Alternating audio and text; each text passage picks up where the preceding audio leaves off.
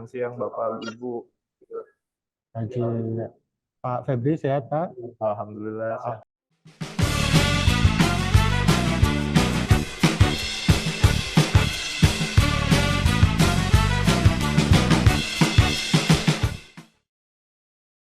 Assalamualaikum warahmatullahi wabarakatuh. Selamat pagi dan selamat datang di Ngopi, Ngobrol Pintar bareng KPKN Bogor. Boleh dong minta tepuk tangan virtualnya bagi teman-teman, bagi Bapak Ibu yang sudah hadir melalui Zoom meeting pada pagi hari ini. Bagaimana nih kabarnya Bapak Ibu? Semoga sehat selalu ya dimanapun Bapak Ibu berada, dan juga supaya semakin semangat dan supaya makin seger nih untuk menghadiri acara di pagi hari ini, boleh dong disiapin dulu kopinya. Kenapa sih harus disiapin dulu kopinya? Karena sesuai nih sama tema atau judul acara kita pada pagi hari ini, yaitu Ngopi, Ngobrol Pintar bareng KPKNL Bogor. Jadi pada pagi hari ini kita akan membahas terkait PMK terbaru tentang petunjuk pelaksanaan lelang, yaitu PMK nomor 122 tahun 2023.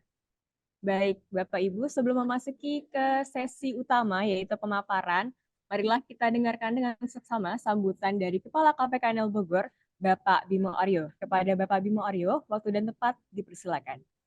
Terima kasih, Mbak MC.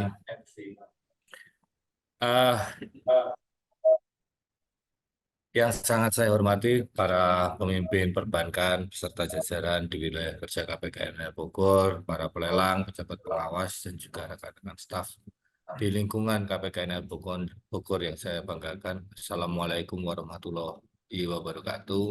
Waalaikumsalam warahmatullahi wabarakatuh. Saya coba bacakan pantun ya. Sekarang kan zamannya kalau ada acara-acara harus pakai pantun. Badan kekar umurnya tua, bawa pedang bukanlah petani. Apa kabar hadirin semuanya? Selamat datang di acara ini. Puji syukur kita panjatkan kepada kehadiran Tuhan Yang Maha Esa yang telah memberikan kita berkah, rahmat, sehingga kita bisa bertemu di ruangan ini, di ruangan Zoom meeting baru virtual ya, di kegiatan ngopi atau ngobrol pintar bareng KPKNL Bogor dengan tema norma baru untuk lelang yang lebih maju. Bapak-bapak, ibu-ibu yang saya hormati, mengikuti perkembangan zaman yang bergerak dengan sangat cepat, berjalan dengan sangat cepat, menuntut DJKN untuk menyesuaikan mekanisme kerja, terutama di dalamnya mekanisme pelaksanaan lelang. Terkait dengan kemajuan teknologi, proses digitalisasi lelang melalui aplikasi lelang Go.id, saat ini telah dilakukan re-engineering dengan melakukan proses peningkatan tata kelola lelang maupun simplifikasi proses bisnis yang tentu juga adanya penyesuaian regulasi lelang. Sejalan dengan itu telah lahir PMK 122 tahun 2023 tanggal 21 November tahun 2023 tentang petunjuk pelaksanaan lelang yang otomatis menggantikan dan mencabut PMK sebelumnya, yaitu PMK 213 tahun 2020 tentang petunjuk pelaksanaan lelang. Sebagai tusi DJKN di bidang lelang, kami telah melakukan peningkatan layanan berbasis pemanfaatan IT dengan dalam menghadapi era digitalisasi guna mewujudkan lelang yang lebih efisien, efektif, transparan, akuntabel, sederhana, modern, dan juga menjamin kepastian hukum. PMK 122 ini mulai berlaku 1 Januari 2024, di mana ada 3 arah pengaturan. Yang pertama, tentu saja simplifikasi proses bisnis lelang. Kemudian yang kedua, perluasan jangkauan calon peserta lelang yang akan mengikuti lelang, di mana sebelumnya hanya meliputi WNI dan juga perorangan ya. Untuk kali ini mungkin nanti akan dimungkinkan korporasi, kemudian instansi pemerintah, lembaga sui generis, WNI maupun WNA.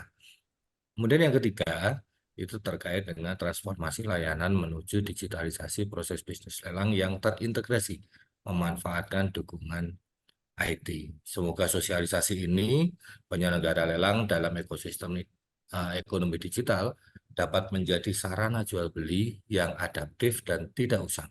Lelang dapat dilakukan dengan tepat, yang berbasis teknologi sesuai dengan ketentuan, sehingga lelang menjadi aman dan terpercaya, dan juga menjadi optimal yang berkontribusi dalam penerimaan negara dan juga penegakan.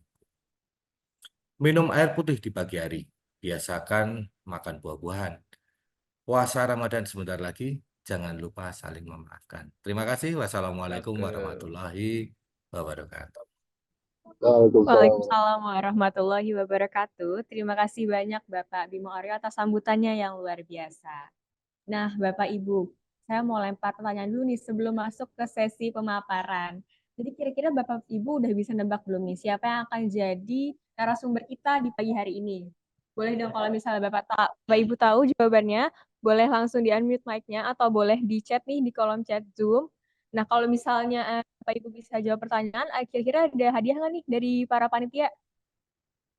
Ada? Ada. Kopi.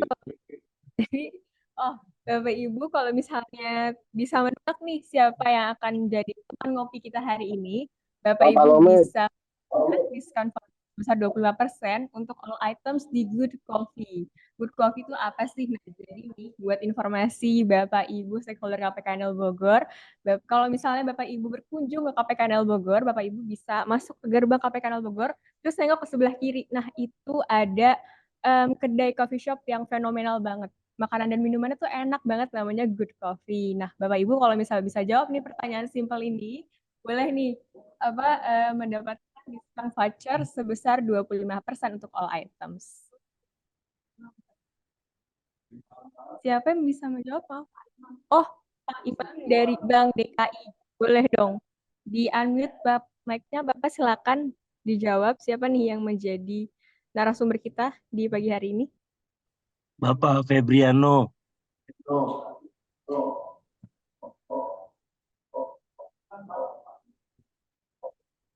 Mohon maaf, Bapak mungkin boleh diulang jawabannya? Di kolom chat. Atau boleh di chat di... Oh, sudah. Bapak Febriano Ishak, oke. Sudah mendekati nih, karena sebenarnya narasumber kita ini sekarang nggak cuma satu, tapi ada dua. Jadi narasumber kita ini akan berduet hari ini. Boleh nih, Pak. Bapak Adi menjawab Pak Alomes. Mohon maaf, Bapak. Ada dua orang pelelang kita nih, yang mungkin Bapak Ibu juga sudah familiar. Dan mohon maaf, jawabannya bukan Pak Palomes. Tadi sudah Pak Imam sudah benar. Pak Imam Bank DKI menjawab lagi Pak Febri dan Pak Rizky. Betul sekali. Tepuk tangan dong, tepuk tangan virtual untuk Bapak Imam. Nanti Pak Imam akan dihubungi oleh panitia ya setelah acara ini selesai. Baik. Oke. Berarti sudah tahu ya nih Bapak Ibu siapa yang akan menjadi narasumber kita di pagi hari ini. Izinkan saya untuk menyapa Bapak Febri dan Bapak Rizky. Assalamualaikum Bapak. Waalaikumsalam warahmatullahi wabarakatuh. Selamat pagi. Maha damang Pak. Damang, saya. Oke, baik Bapak. Kalau dilihat dari auranya nih kayaknya Bapak udah siap ya untuk ngopi bareng Bapak Ibu stakeholder KPKNL Bogor. Sudah siap Pak? Siap. Insya Allah. Siap. Mantap. Oke, Bapak Ibu, sebelum saya mempersilakan para narasumber untuk ngopi bersama Bapak Ibu sekalian, mungkin izin mengingatkan ya Bapak Ibu agar segera mengisi presensi di yang sudah dibagikan di kolom chat Zoom ya linknya, yaitu Linktree Ngopi Lelang. Dan kemudian bagi Bapak Ibu apabila ingin mengajukan pertanyaan, Bapak Ibu mungkin nanti bisa menginterupsi narasumber ya dengan cara raise hand. Kemudian nanti akan kami izinkan untuk meng-unmute mic-nya. Kemudian Bapak Ibu juga bisa mengajukan pertanyaan via kolom chat Zoom dan juga melalui link Slido yang akan kami bagikan linknya melalui kolom chat Zoom. Baik, tanpa berlama-lama, marilah kita sambut Bapak Febri. Silakan Bapak. Baik, terima kasih Kak Tisha. Assalamualaikum warahmatullahi wabarakatuh. Waalaikumsalam warahmatullahi wabarakatuh. Selamat pagi menjelang siang Bapak Ibu. Pagi. Pak Febri sehat Pak? Alhamdulillah sehat. Alhamdulillah. Udah siap Pak. Kali ini kita akan bahas apa nih Pak kira-kira? Seperti yang sudah disampaikan Pak Bimo, mohon izin Pak Bimo, pada hari ini kita akan menyampaikan peraturan lelang yang terbaru. Sebetulnya lebih pasnya, ini kita sebut saja bedah peraturan PMK 122. Sebagaimana Bapak Ibu ketahui, per tanggal 1 Januari 2024 telah lahir peraturan Menteri Keuangan yang mengatur terkait petunjuk pelaksanaan lelang. Terbitnya peraturan PMK 122 ini sekaligus mencabut dan menyatakan PMK 213 peraturan petunjuk pelaksanaan lelang sebelumnya dinyatakan tidak berlaku lagi. Baik, dalam penyusunan ini tentunya pihak DJKN, Direktorat Lelang, mendengar masukan-masukan dari para stakeholder, dari para pengguna layanan, dari peserta, juga dari para akademisi. Permasalahan-masalahan dan kendala-kendala yang timbul pada masa sebelumnya peraturan ini terbit juga menjadi pertimbangan pada saat penyusunan norma baru ini. Mungkin bisa dibantu slide-nya, Mbak siapa ya? Oh ya, sebelum itu kita pesen kopi dulu Pak ya. Ini kan judulnya ngopi, Oh, jadi boleh lah kita pesen.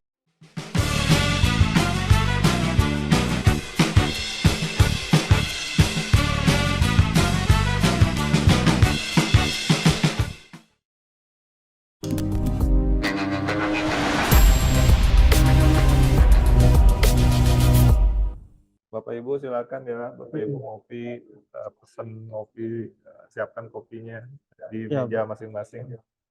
kami ingatkan juga Bapak Ibu sekali lagi untuk mengisi daftar hadir dan dapat mengunduh materi ini di link tree yang ada di kolom chat. Nah, ketika Bapak Ibu sudah mengisi daftar hadir, Bapak Ibu bisa ambil kopinya langsung di pantry masing-masing ya. Ya. Oke, boleh dilanjut Pak Febri, silakan. Bisa dibantu materi tayangan? Oke. Baik, mungkin langsung next aja. Tujuan pemberlakuan PMK ini mulia ya Bapak Ibu, gunanya untuk meningkatkan pelayanan lelang dengan tools atau teknologi informasi agar pelayanan lelang semakin efektif, lebih efisien, semakin transparan, akuntabel, modern, dan juga menjamin kepastian hukum. Mungkin next.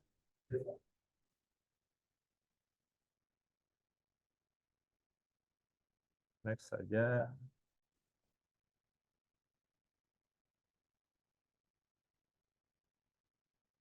Jadi fokus pengaturan pada norma baru dalam PMK ini adalah penyederhanaan atau simplifikasi proses bisnis.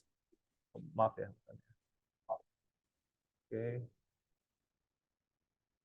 Penyederhanaan proses bisnis dari mulai pralelang pada saat pelaksanaan, kemudian masuk pasca lelang. Kemudian juga kami mengharapkan perluasan jangkauan calon peserta lelang yang akan mengikuti, baik dari sisi peserta maupun dari pemohon. Jadi individu sekarang bisa WNI, WNA, baik WNA yang tinggal di Indonesia maupun WNA yang tinggal di luar Indonesia. Kemudian entitas, bisa perusahaan, instansi, organisasi, yayasan, dan lembaga itu bisa menjadi peserta lelang, apalagi sebagai pemohon lelang. Kemudian transformasi pelayanan lelang menuju era digital dengan bantuan teknologi informasi. Nah, ini fokus utamanya sebetulnya di PMK 122 ini. Jadi PMK 122 ini adalah payung hukum untuk nantinya di launching aplikasi lelang versi 2 yang baru. Kira-kira kapan tuh Pak Febri? Nah, ini nanti tunggu bocoran dari kantor pusat. Semestinya, seharusnya, launching aplikasi lelang versi 2 itu berbarengan dengan pemberlakuan PMK 122 ini. Namun, sampai pada saat ini, aplikasi tersebut masih dalam proses pengembangannya. Mungkin sudah finalisasi.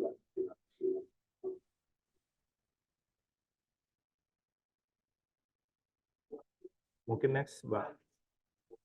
Bisa.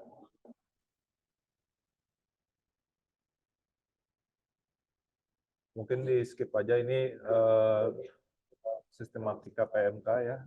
Kita skip, kita lewatkan saja. Lampiran PMK juga kita lewatkan saja. Kemudian apa saja poin-poin pengaturan baru dalam PMK ini? Secara umum terjadi reclustering ya, atau rekategorisasi jenis lelang. Dulu kita mengenal lelang non eksekusi, kemudian lelang non eksekusi wajib, dan lelang sukarela. Itu pada masa PMK 213. Nah, sekarang pada PMK 122 hanya terdiri dari 2 kategori, yaitu lelang wajib dan lelang sukarela. Lelang wajib terdiri dari 2 jenis, lelang eksekusi dan lelang non eksekusi. Kemudian perluasan stakeholder dari sisi kepesertaan lelang maupun dari sisi penjual atau pemohon lelang. Seperti yang sudah saya sampaikan sebelumnya, orang bisa WNI atau non-WNI, baik di Indonesia maupun di luar Indonesia, bisa menjadi peserta lelang. Bisa juga menjual barangnya melalui aplikasi lelang. Korporasi, instansi pemerintah, lembaga sui generis, ya, seperti LPS, OJK, itu bisa sebagai peserta lelang dan juga bisa sebagai pemohon lelang atau penjual. Kemudian dari sisi penyelenggaraan, PMK ini mengatur pelaksanaan lelang atau objek lelang yang berada di luar wilayah jabatan pejabat lelang. Sebagaimana Bapak Ibu ketahui, wilayah jabatan pejabat lelang itu adalah wilayah kabupaten kota. Nah, bagaimana objek lelang atau barang lelang yang berada di perairan, Pak Rizky? Gimana itu, Pak? Contohnya seperti di oil rig ya, Oh, yang jaraknya 200 nautical mile dari tepi dataran. Oh, Ya, dataran. Nah, ini tidak termasuk wilayah wilayah jabatan pejabat lelang. Di PMK ini diakomodir agar objek lelang bisa dilaksanakan permohonan lelangnya dengan payung hukum PMK 122.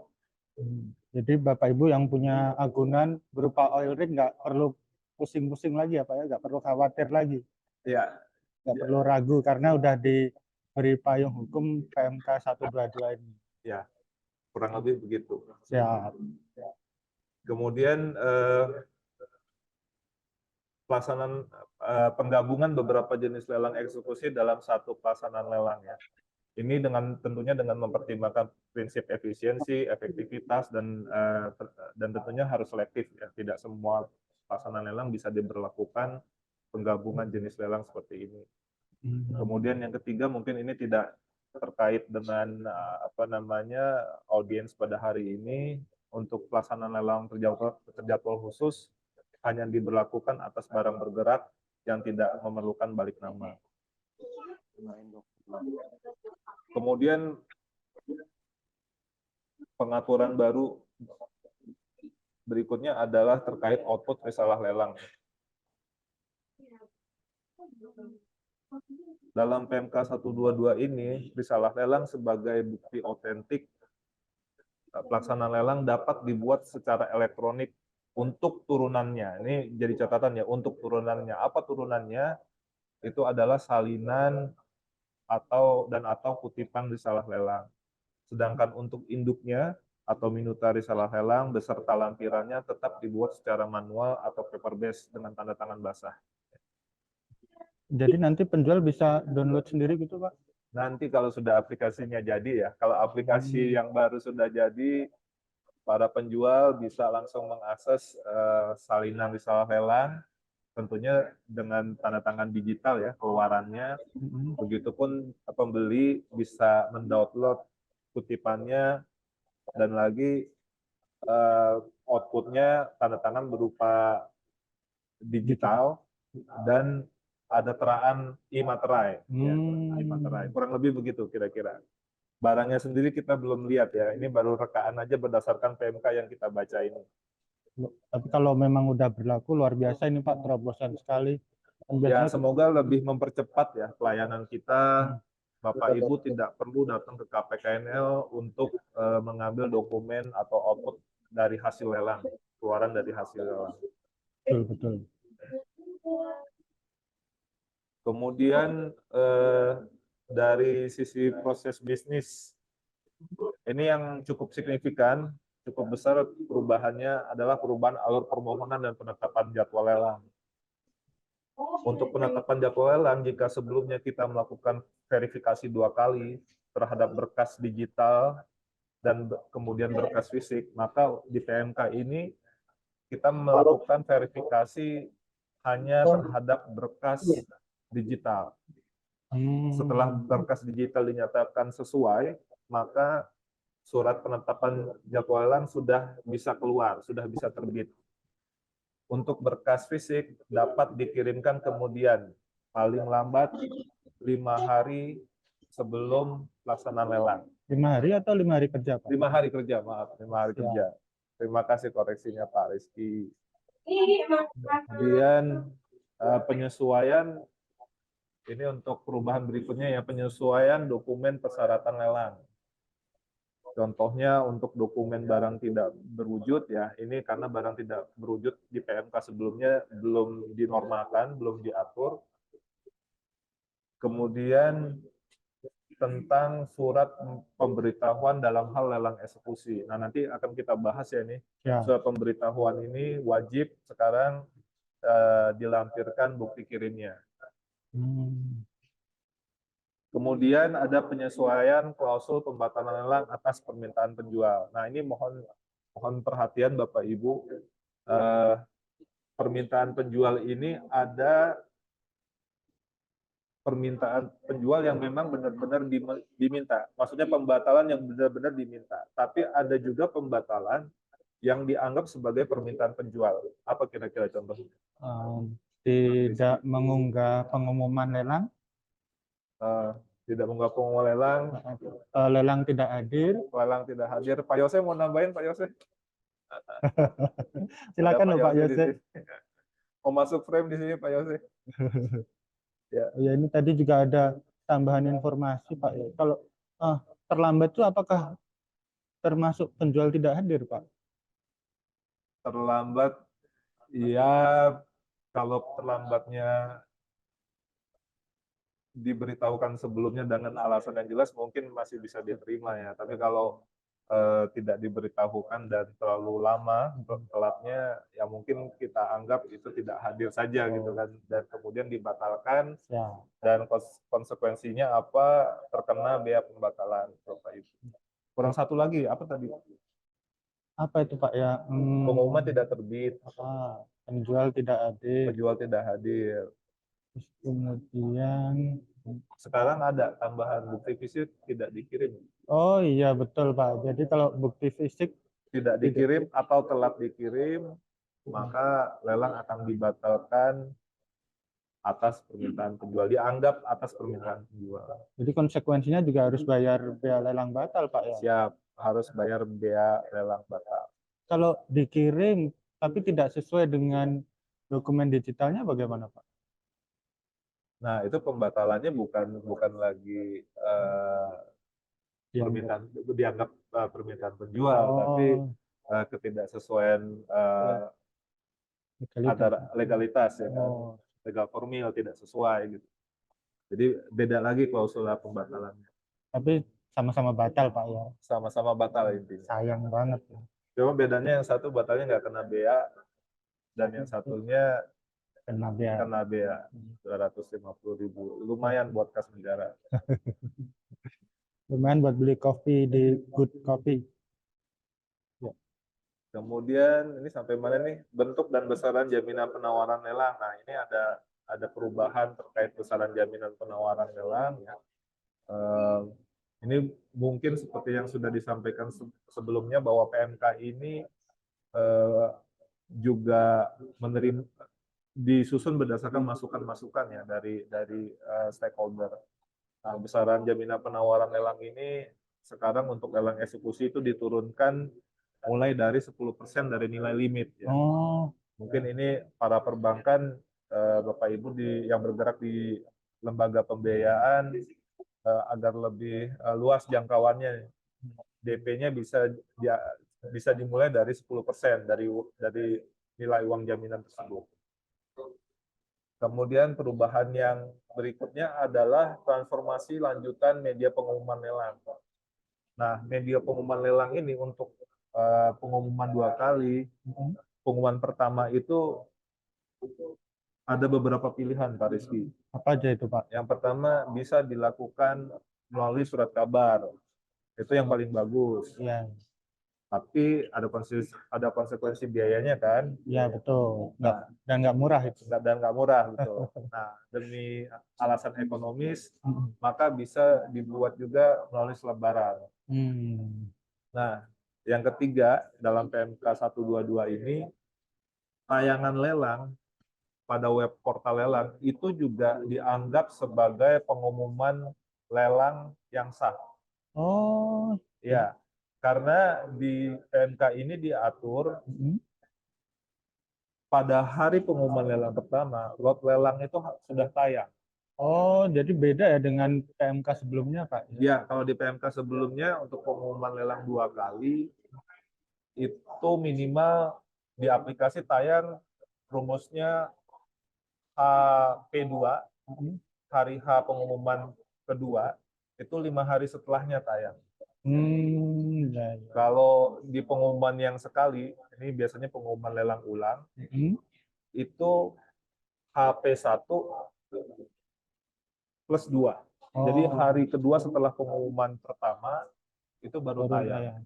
Nah, untuk di PMK ini, di hari pengumuman pertama, kalau lelang sekali berarti di hari pengumumannya itu langsung tayang di web lelang. Jadi jangka waktu penayangan di portal lelang ini akan lama.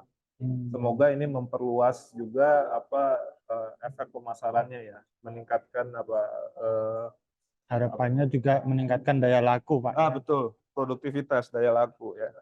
Itu salah satu bentuk perhatian dari kami dari DJKN untuk meningkatkan daya laku lelang, Bapak Ibu. Jadi pengembalian kewajiban selain dari pelunasan juga bisa dari daya lelang. Tapi di sini kami juga Pak terbentur terkait benturan kepentingan ya Pak. Kalau misalnya kita mau nawarkan lelang juga nggak bisa kan? Nah, media ini web portal ini jika sudah tayang ya, kita share di WA group gitu kan, tinggal share link aja dengan waktu yang sedemikian lama, saya kira tidak masalah ya, kita bantu pemasaran. Itu tidak mengeluarkan biaya yang besar juga ya. Bisa di-share ke berbagai macam platform media sosial juga gitu Bapak Ibu ya. Betul. Jadi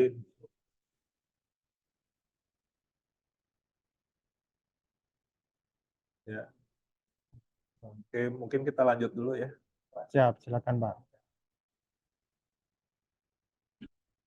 Ada yang chat tadi SPL tidak buat.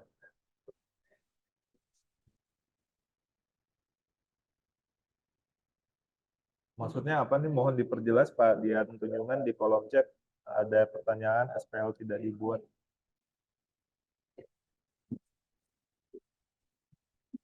Kita lanjut dulu, ini masih panjang materinya.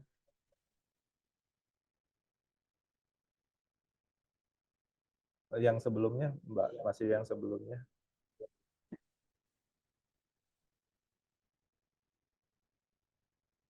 Terkait apa lagi ini Pak? Oh ya Pak, ini sebelum lewat dari pengumuman ini yang dimaksud surat kabar elektronik apa sih Pak? Surat kabar elektronik. Jadi untuk pengumuman kedua bisa diumumkan, tetap diumumkan di surat kabar harian. Nah, bisa berupa versi cetak, bisa juga berupa versi elektronik. Namun untuk yang versi elektronik, ini kita belum dapat petunjuk terkait media-media mana saja yang bisa kita pilih sebagai media pengumuman lelang. Jadi untuk sementara mungkin kebijakan kami ya lokal di KPKN Bogor untuk pengumuman kedua untuk sementara tetap menggunakan media cetak dulu ya Bapak Ibu. Dan tetap harus diunggah di portal lelang ya Pak? Oh iya, itu ketentuannya tidak berubah, normanya tidak berubah. Pengumuman lelang yang tidak diupload di portal itu dianggap tidak mengumumkan, sama tidak mengumumkan gitu. Karena kewajiban penjual untuk mengupload pengumuman lelang di web portal penyelenggara lelang. Oh siap Pak. Ya. Kemudian ini ada perubahan yang juga cukup signifikan adalah mekanisme penawaran secara open bidding. Pada PMK 122 ini untuk lelang wajib, baik itu lelang eksekusi maupun non-eksekusi, cara penawarannya harus dilakukan secara open bidding. Saya kira ini juga berdasarkan masukan ya, dan ini juga atas persepsi masyarakat ya ketika mendengar lelang itu dilakukan dengan penawaran tertutup. Nah, persepsi masyarakat ini agak kurang baik ya terhadap terminologi lelang dengan penawaran tertutup. Padahal seperti kita ketahui, lelang tertutup itu juga sama transparannya dengan lelang open bidding. Mungkin nanti akan kita bahas lagi ya Mas Rizky ya. Boleh, Pak. Detail lagi. Kemudian yang berikutnya perluasan pemberlakuan penawaran lelang secara bergulir atau rollover. Saya kira ini tidak terkait dengan lelang wajib ya, eksekusi atau non eksekusi, karena ini hanya berlaku pada lelang sukarela. Rollover itu pemindahan pemenang lelang Bapak Ibu. Jika pemenang lelang pertama itu one prestasi, maka dapat diturunkan ke pemenang lelang kedua. Pemenang lelang kedua juga tidak menyanggupi pelunasan, maka akan diturunkan ke pemenang lelang ketiga. Tapi sekali lagi ini tidak berlaku untuk lelang wajib atau lelang eksekusi maupun non eksekusi ya. Kemudian yang terakhir adalah relaksasi pelunasan kewajiban pembayaran lelang. Nah, relaksasi ini hanya berlaku jika pembeli atau peserta lelangnya berupa instansi pemerintah. Ya. Terus kemudian juga jika nilai pokok lelang minimal 500 miliar. Kalau 500 miliar. 500 miliar. Jangka waktu relaksasinya sampai 14 hari kalender.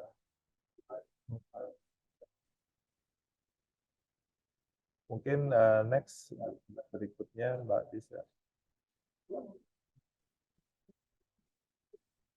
Nah, ini sudah dijelaskan tadi ada reclustering jenis lelang. Mungkin next saja. Nah, ini jenis-jenis lelang Bapak Ibu, sekedar informasi aja. Untuk lelang eksekusi ini ada 17 jenis lelang eksekusi. Kemudian lelang non eksekusi itu ada 20 jenis lelang non eksekusi. Dan kemudian lelang sukarela itu ada 8 ya. Kalau nggak salah ada 8 dan ini tidak ada perubahan. Ya kurang lebih ada 45 jenis lelang, Bapak Ibu. Dan yang mengambil porsi terbesar, 80% lelang itu adalah lelang hak tanggungan. Dari 45 jenis itu, lelang hak tanggungan mencapai porsi 80%. Banyak juga ya Pak? Ya, penyumbang PNBP terbesar juga. Ya. Syukurnya proporsional, jadi mengambil kue sumber daya kita yang banyak, paling banyak 80%, tapi PNBP-nya juga sebanding. Gugatannya Pak?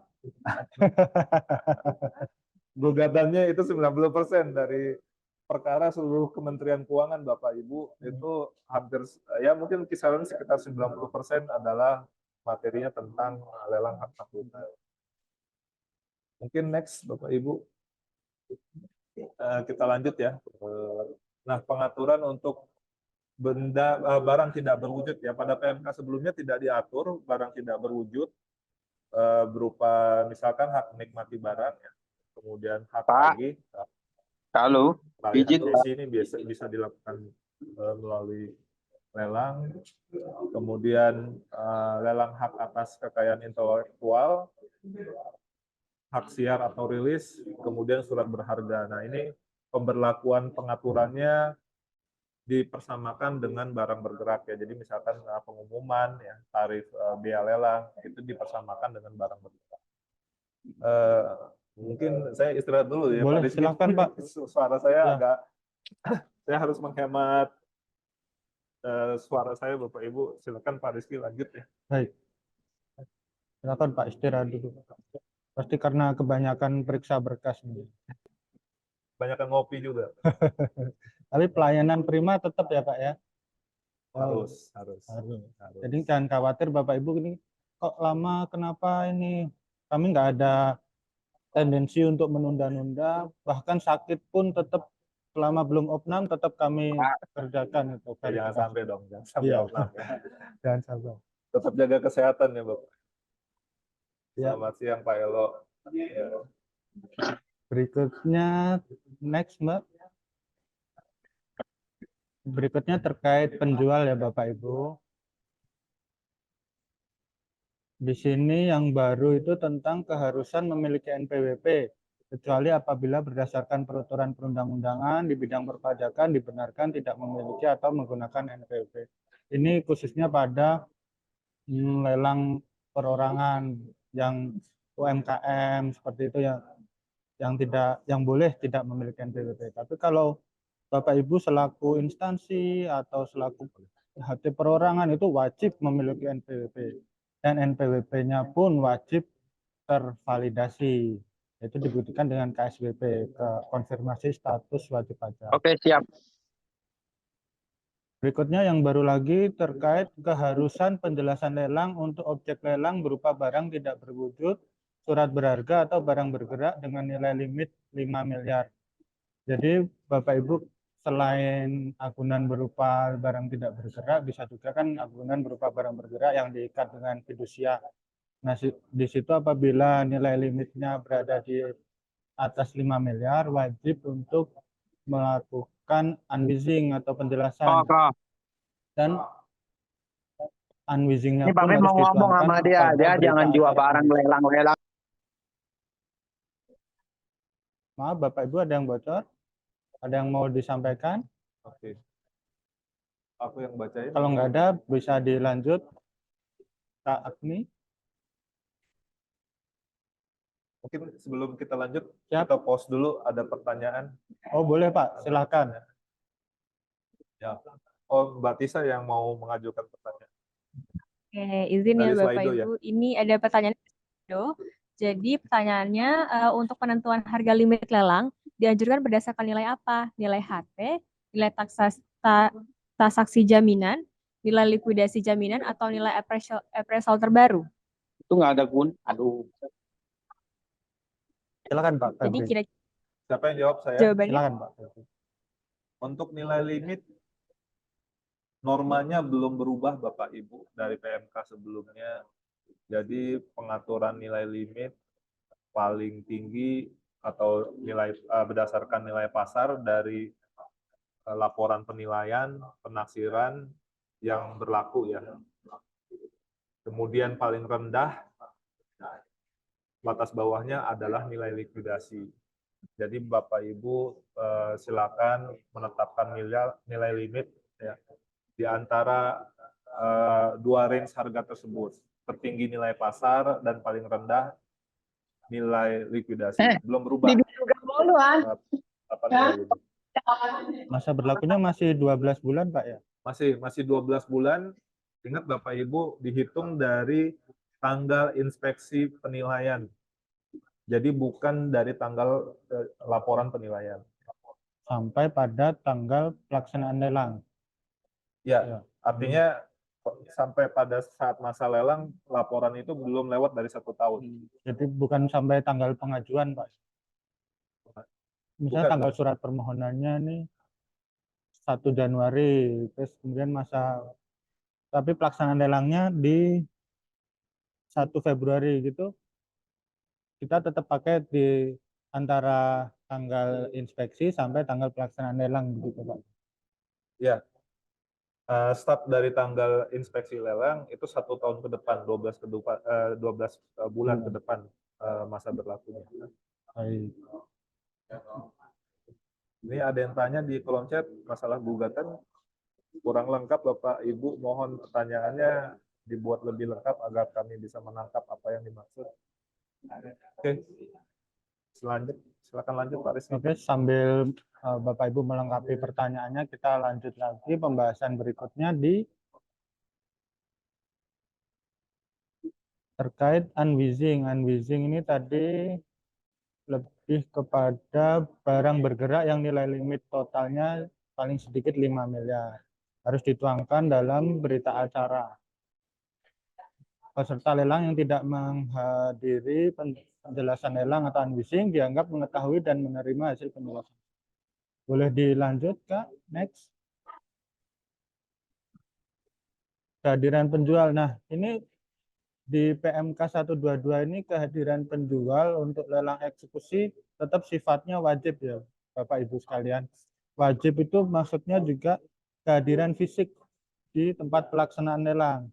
Jadi untuk lelang eksekusi ini kita tidak mengakomodir lagi kehadiran secara virtual. Dulu kehadiran secara virtual diperbolehkan karena masih dalam masa COVID maupun masa penyembuhan. Nah, namun sekarang karena sudah kembali normal, maka kehadiran fisik untuk lelang eksekusi ini wajib sifatnya. Jadi Bapak Ibu pemohon lelang wajib hadir sesuai dengan jadwal. Nah, tadi seperti yang sudah kita bahas di awal Pak ya, kalau terlambat mohon dapat diberitahukan sebelumnya, dan terlambatnya pun jangan keterlaluan ya Bapak Ibu. Terlambat ya paling beberapa menit atau 1 jam lah paling lambat. Nggak sampai beberapa hari atau beberapa minggu, itu otomatis batal lelangnya. Nah, kalau terkait kehadiran penjual ini Pak, Ya. seandainya penjualnya ini di luar instansi atau di luar korporasi yang mengajukan lelang, boleh nggak Pak? Misalnya perbankan A, tapi yang hadir selaku penjual adalah perwakilan dari balai lelang yang dipakai. Begitu boleh nggak Pak?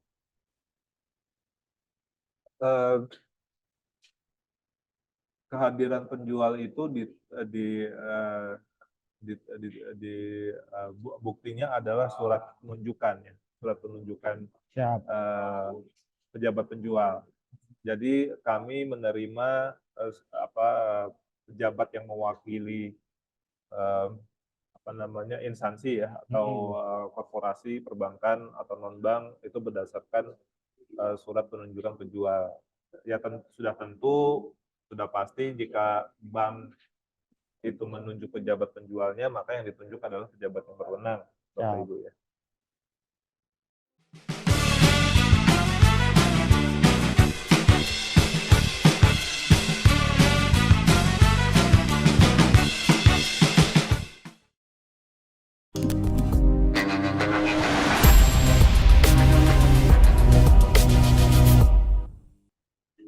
Ada pertanyaan lain di kolom chat, boleh sambil dijawab ya Pak.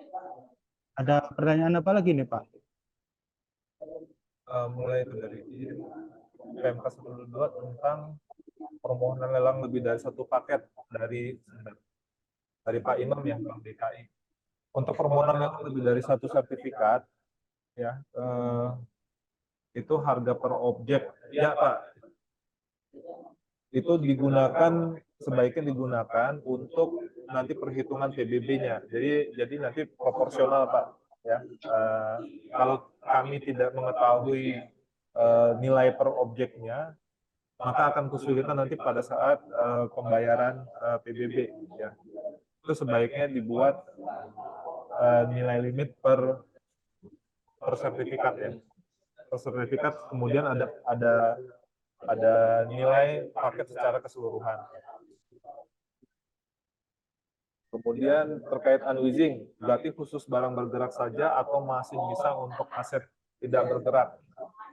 Yang wajib itu untuk barang bergerak di nilai 5 miliar ke atas, kemudian barang tidak berwujud, kemudian surat berharga, itu wajib unwheezing Bapak Asep ya, dari Balai Lelang Tunjungan. Kalau untuk lelang aset tidak bergerak mau dibuat Anwizi, monggo Pak, itu bagus sekali Pak.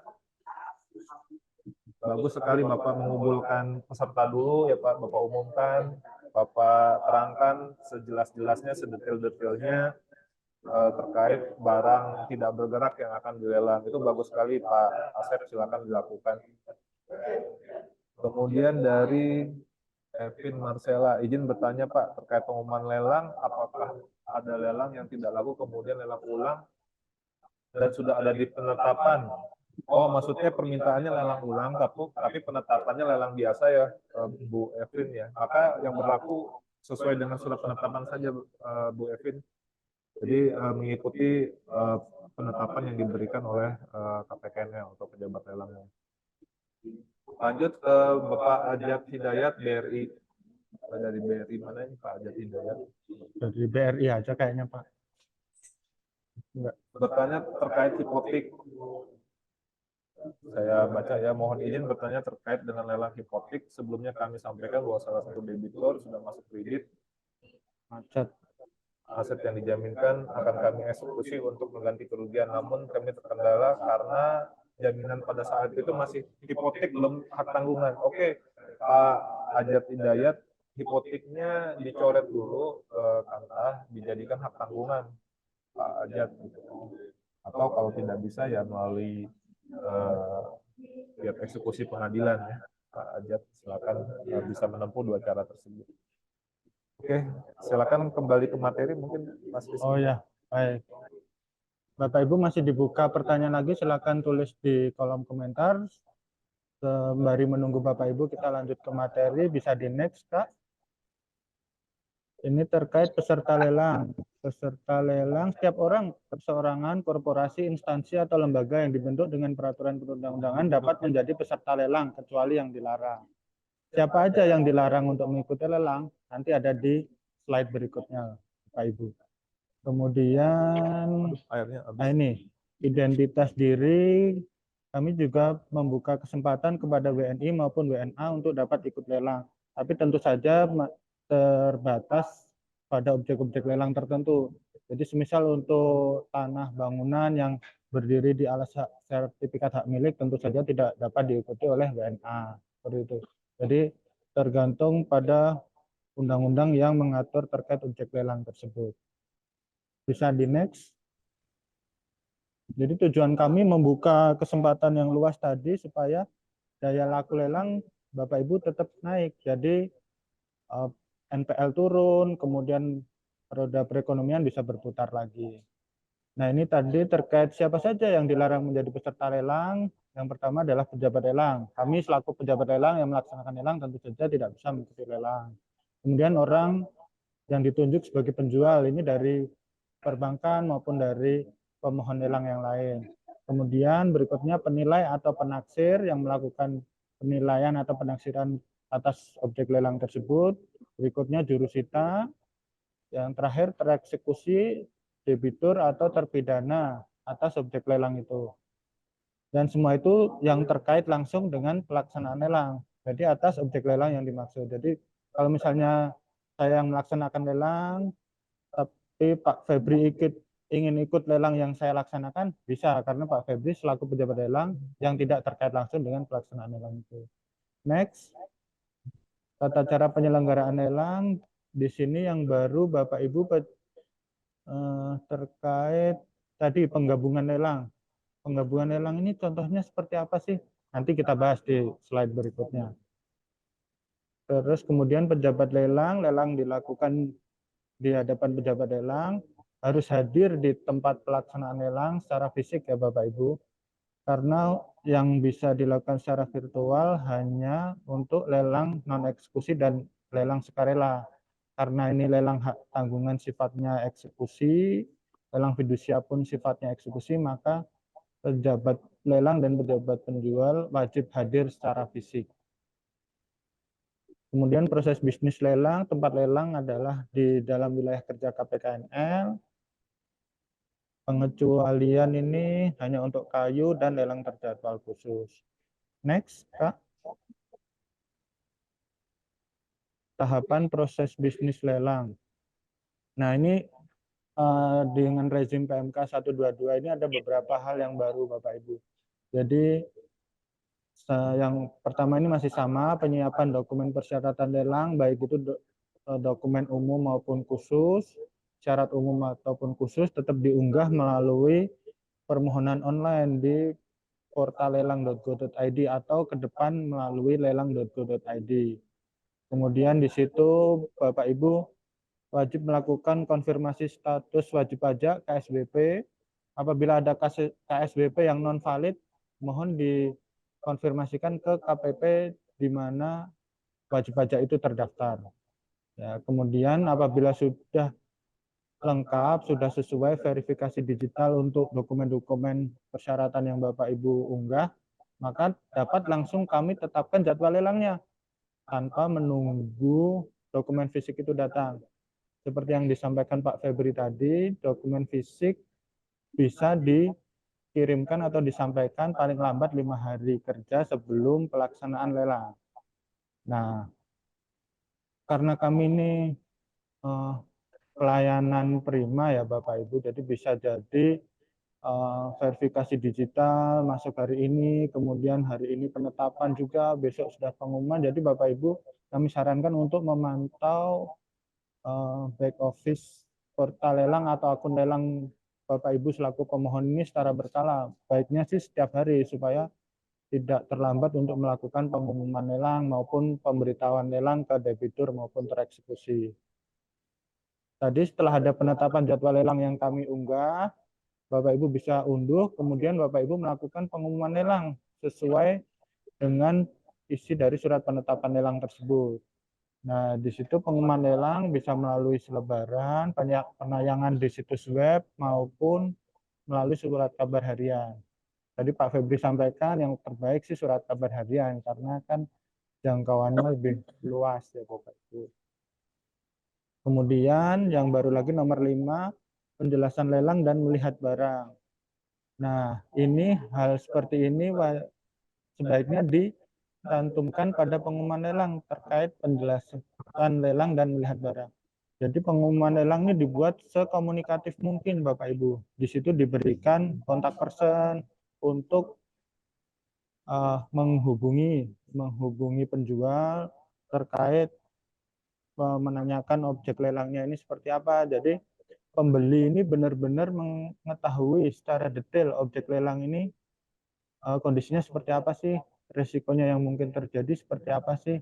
Jadi apabila pemenang lelang ini sudah menangkan lelang, ya sudah ikhlas, legowo, sudah siap dengan segala risiko. Jadi ya win-win solution untuk kita semua begitu. Berikutnya nomor 6, pembatalan sebelum lelang. Nah, terkait pembatalan sebelum lelang ini detailnya akan kita bahas di slide berikutnya. Tadi beberapa sudah disampaikan oleh Pak Febri. Apabila penjual tidak hadir, kemudian tidak melakukan pengumuman, nah itu termasuk hal-hal yang menyebabkan pembatalan sebelum lelang. Kemudian penyetoran jaminan penawaran lelang, Bapak Ibu, ini untuk lelang eksekusi bisa antara 10% sampai 50% melalui virtual account. Dan itu pun bisa di-store oleh orang yang tidak sama dengan yang mengikuti lelang. Asalkan penyetoran nominal uang jaminan lelangnya sama persis seperti yang disyaratkan di pengumuman lelang. Berikutnya kehadiran penjual, ini wajib tadi untuk lelang eksekusi wajib hadir secara fisik, kemudian pelaksanaan lelang sesuai dengan syarat penetapan lelang, kemudian pembayaran dan penyetoran ini pelunasan untuk ketentuan umum tetap di 5 hari kerja setelah pelaksanaan lelang, namun ada hal-hal yang khusus relaksasi bisa sampai 14 hari kerja, yaitu untuk yang nilai limitnya di atas 500 miliar maupun yang ikut adalah instansi ya Bapak Ibu, bukan korporasi. Berikutnya penyerahan dokumen barang ini dilakukan oleh penjual kepada pemenang lelang apabila dokumen itu tidak diserahkan ke KPKNS. Nah, setelah semua dokumen ini sudah diserahkan ke penjual, sudah selesai, penjual tinggal balik nama di instansi yang mengelola balik nama. Kalau misalnya tanah bangunan ya ke BPN, kalau kendaraan ya bisa ke Samsat setempat. Next, Kak. Nah, ini simulasi penggabungan lelang seperti yang kita bahas sebelumnya tadi ya Pak Febri. Iya, siap. Di sini ada misalnya untuk satu objeknya barang tidak bergerak, terlelangnya satu, penjualnya lebih dari satu. Ini contohnya seperti apa Pak Febri? Ya, izin menambahkan. Nah, ini terdapat beberapa skenario simulasi penggabungan lelang ya, baik itu dari sisi objek, kemudian dari sisi debitur atau tereksekusinya, kemudian dari sisi penjual, kemudian dari jenis-jenis lelangnya. Untuk skenario pertama ini, misalkan barang tidak bergerak ya, dua jenis atau lebih lelang, ya ini contohnya lelang hak tanggungan dan harta terpilot. Ini sebetulnya opsional ya, Bapak Ibu. Seperti contohnya lelang HT dengan lelang harta pilot, ya kemudian ada hukum kepilitan, itu sebetulnya sudah diatur ya. Untuk lelang HT itu sudah ada jalurnya tersendiri. Jika dalam konteks dia kepilitan, maka kreditor separatis ya sebagai pemegang hak tanggungan itu punya waktu dalam masa insolvensi ya. Nah, setelahnya lelang akan diambil alih oleh kurator ya, dan jenis lelangnya berubah menjadi lelang harta pilot. Namun manakala masih terjadi dispute ya antara pihak kurator atau pemegang dan dengan pemegang hak tanggungan, inilah jalannya ya. Ini diakomodir dalam PMK ini apabila masih terjadi dispute pada objek lelang yang bersinggungan ya dengan lelang HT maupun lelang harta pilot, sudah dibuatkan jalurnya agar dilakukan lelang secara bersama ya. Dasarnya apa ya? Kesepakatan antara kedua belah pihak ya, pemegang HT ya atau kreditur separatis dengan pihak kurator. Kemudian untuk yang simulasi penggabungan lelang yang kedua, misalkan barang bergerak dengan barang tidak bergerak. Nah, sebetulnya kalau ini sudah sering ya dilakukan ya. Yang paling umum contohnya itu adalah lelang hak tanggungan dengan lelang fidusia. Misalkan satu komplek pabrik ya, tanah-tanahnya itu diikat dalam pengikatan hak tanggungan. Nah, mesin-mesin di atasnya ya, mungkin juga ada kendaraan di situ, itu diikat dalam ikatan fidusia. Jadi ini dua jenis lelang yang disatukan. Kalau ini saya kira sudah lumayan lumrah dilakukan. Kemudian untuk yang ketiga, skenario yang ketiga, objeknya satu ya, jenis barangnya satu, barang bergerak, kemudian debitur atau tereksekusinya satu, tapi penjualnya lebih dari satu ya. Lebih dari satu. Ini contohnya jenis lelang barang rampasan dan lelang fidusia. Ini dimungkinkan terjadi ya Bapak Ibu karena banyak barang-barang rampasan di kejaksaan itu ternyata ada pengikatan fidusianya. Jadi ini juga PMK ini juga memberikan saluran untuk melaksanakan lelang jenis ini. Cuma pertanyaannya, apakah pihak kejaksaan mau sepakat dengan pemegang hak fidusia untuk melakukan lelang bersama-sama? Mengingat putusan pengadilan dalam barang rampasan itu sudah dirampas untuk negara. Ya, mungkin cerita yang beda, pembahasan yang berbeda. Kemudian untuk skenario keempat, misalkan objeknya berupa barang bergerak, ya, perlelangnya lebih dari satu, ya. Maksudnya debitur atau eksekusinya lebih dari satu, penjualnya satu. Ya. Ini contohnya lelang fidusia. Ya mungkin saja dengan pertimbangan efektif dan efisiensi, lelang-lelang sitaan fidusia ini dijadikan satu paket ya, agar mempertimbangkan daya lakunya akan lebih tinggi ya. Oh, ya, ketika betul, Pak. ketika ini dijadikan satu. juga ini ada contoh lelang barang rampasan. Nah, ini sering banget terjadi ya waktu saya dinas di Bengkulu, di Banda Aceh, itu banyak barang rampasan yang nilainya tidak signifikan, kecil-kecil sekali, ratusan ribu, bahkan cuma puluhan ribu ya. Jadi ini apa ya, tidak ekonomis untuk dilaksanakan lelang sebetulnya, tapi di pengadilan di putusan itu harus tetap dilelang ya.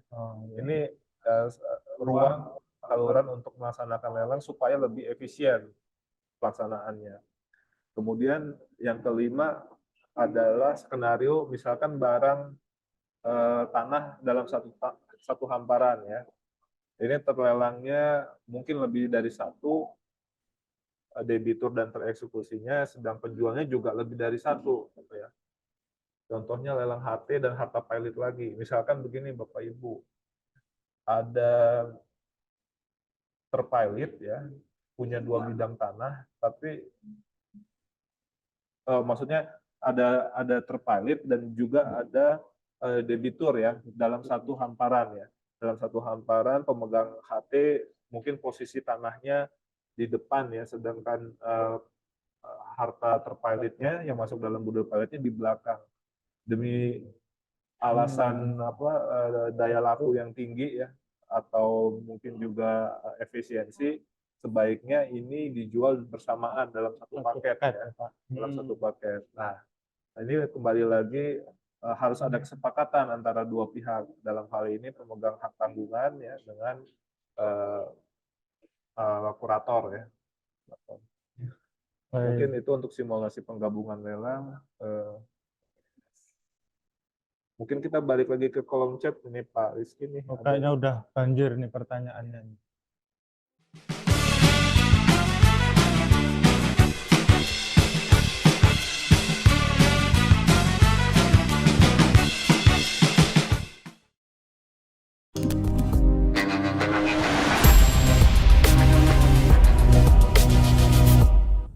Silakan. Sampai di mana tadi Pak?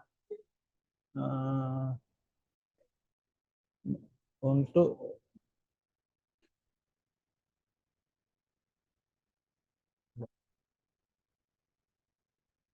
paling atas kayak mohon petunjuk referensi. Oh, ternyata ada. Bila nanti ternyata si debitur tetap bandel menjadi peserta, apakah ketahuan nanti Pak oleh kantor lelang ya dari BPR Jaya Ata ya. Setiap peserta lelang kan nanti kami verifikasi dulu ya, Bapak atau Ibu dari BPR Jaya Ata. Mungkin dari pihak bank juga membantu ya, memverifikasi jika ada peserta yang berminat atau bantu menyampaikan debitur bahwa debitur dilarang atau tidak diperbolehkan untuk mengikuti lelang. Kemudian dari siapa tuh Mas? Bapak Hilvi Firdaus, mohon petunjuk referensi atau aturan perundangan, kriteria atau spesifikasi penaksir terkait internal appraisal lelang. Terima kasih. Oh ya, jadi ini terkait penaksir. Penaksir ini kan penilai, yang dimaksud penilai adalah orang yang mempunyai sertifikat penilaian. Nah, itu. Kalau yang tidak punya dan itu dari internal penjual, maka di sini kita bilangnya penaksir Bapak Ibu. Nah, penaksir ini kriterianya seperti apa? Ya, yang punya kemampuan atau punya kompetensi untuk melakukan penaksiran. Nah, seperti itu. Jadi, dan metode-metode penaksirannya pun juga harus mengikuti kaidah-kaidah penaksiran pada umumnya. Jadi tidak bisa asal aja melakukan penaksiran itu. Dan yang untuk sebagai acuan kami di laporan penaksiran itu juga harus ada nilai likuidasi dan nilai pasar. Kemudian ada tanggal penilaian atau tanggal surveinya kapan. Kemudian juga penaksiran itu dilakukan untuk tujuan lelang, karena hasil penaksiran untuk tujuan lelang dan tujuan pembiayaan atau pencairan kredit itu kan berbeda nilainya yang diperoleh. Seperti itu. Mungkin ada tambahan Pak Febri terkait itu? Gampangnya ke MAPI aja deh untuk belajar penilaiannya. Siap. Ya, jadi sekedar informasi Bapak Ibu, tambahan informasi, MAPI adalah organisasi asosiasi penilai ya. Penilai independen di Indonesia. Kemudian berikutnya izin Pak untuk laporan penaksiran apakah harus mencantumkan nomor register MAPI pada laporan internal penilaian. Kalau tidak wajib tapi dicantumkan boleh juga. Sebaiknya lengkap ya.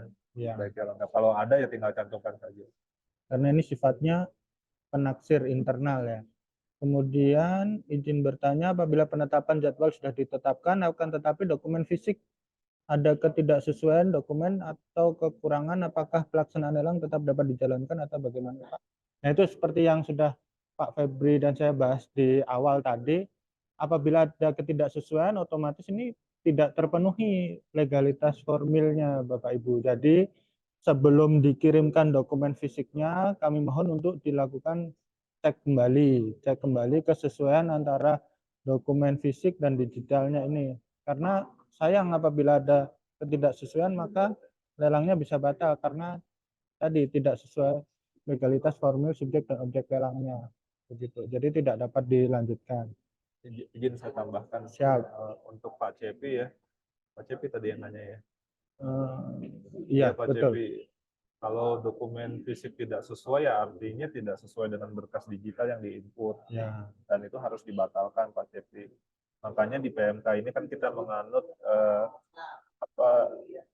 easy entry, easy exit, strong supervision gitu. Jadi kami menuntut para semua pihak ya, stakeholder, pemohon lelang untuk cermat dalam melakukan inputan dalam aplikasi dan cermat juga dalam mengirimkan berkas fisik. Jangan sampai ada berkas fisik yang tidak sesuai atau bahkan tidak ada pada saat pengiriman.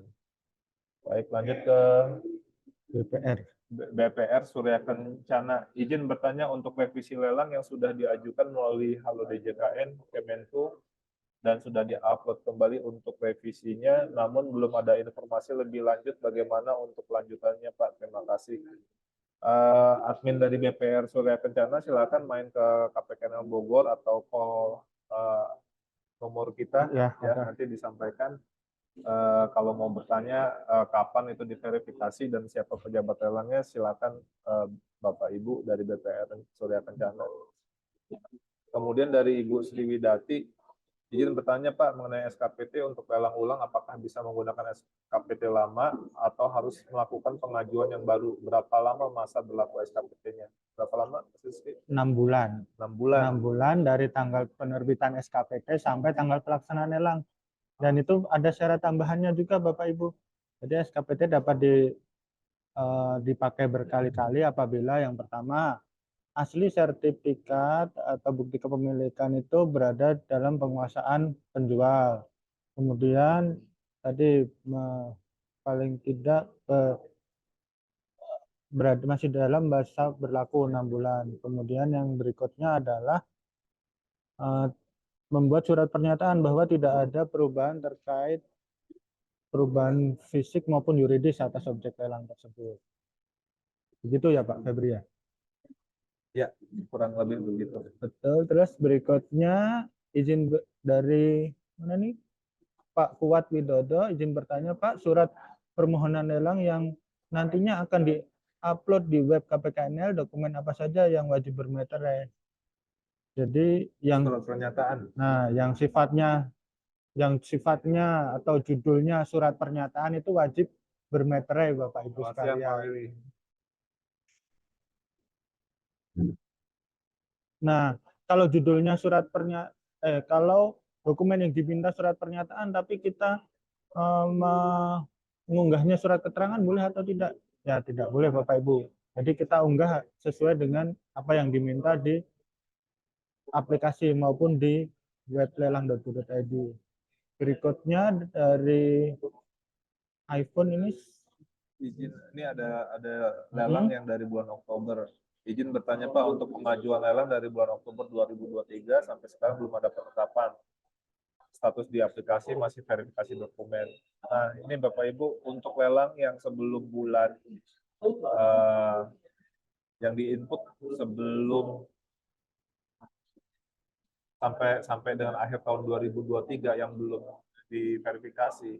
itu mohon diinput ulang ya, Bapak Ibu dari BPR Arta Kurnia Raharja, mohon untuk menginput ulang permohonan lelang yang belum diverifikasi, karena Bapak tadi inputnya di sekitar bulan apa nih, Oktober ya 2023.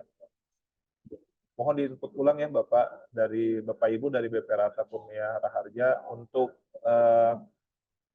tiket lelangnya, bukan apa maksudnya, Dokumen biaya permohonan Oh. lelangnya kalau mau diklaim silakan ajukan ke Halo DJKN.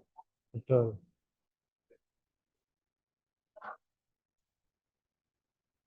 Oke, Baik, mungkin kita terima lanjut kasih. dulu ya. Lanjut Siap. dulu, Mas Rizky. Masih ada sedikit lagi ini Bapak Ibu. Bertahan. Iya, kemudian permohonan lelang. Permohonan lelang ini yang baru adalah diajukan secara tertulis oleh penjual disertai dokumen persyaratan lelang, baik itu umum maupun khusus. Dan untuk permohonan lelang dengan 2 atau lebih penjual, permohonan diajukan dalam satu surat permohonan yang ditandatangani bersama. Itu tadi untuk jenis-jenis lelang yang digabung tadi Bapak Ibu. Kemudian yang baru lagi di sini ada di nomor 5. Objek lelang tidak berada dalam wilayah jabatan pejabat lelang namun masih dalam wilayah NKRI. Permohonan lelang diajukan kepada KPKNL terdekat atau kantor pejabat lelang kelas 2 yang terdekat maupun ke balai lelang. Begitu, next boleh.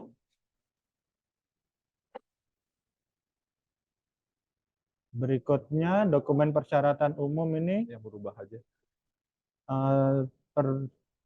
Masih sama ya Bapak Ibu secara keseluruhan. Salinan penunjukan penjual, daftar barang, terus kemudian lanjut informasi penyetoran hasil bersih lelang, nomor rekening ya. Terus kemudian NPWP.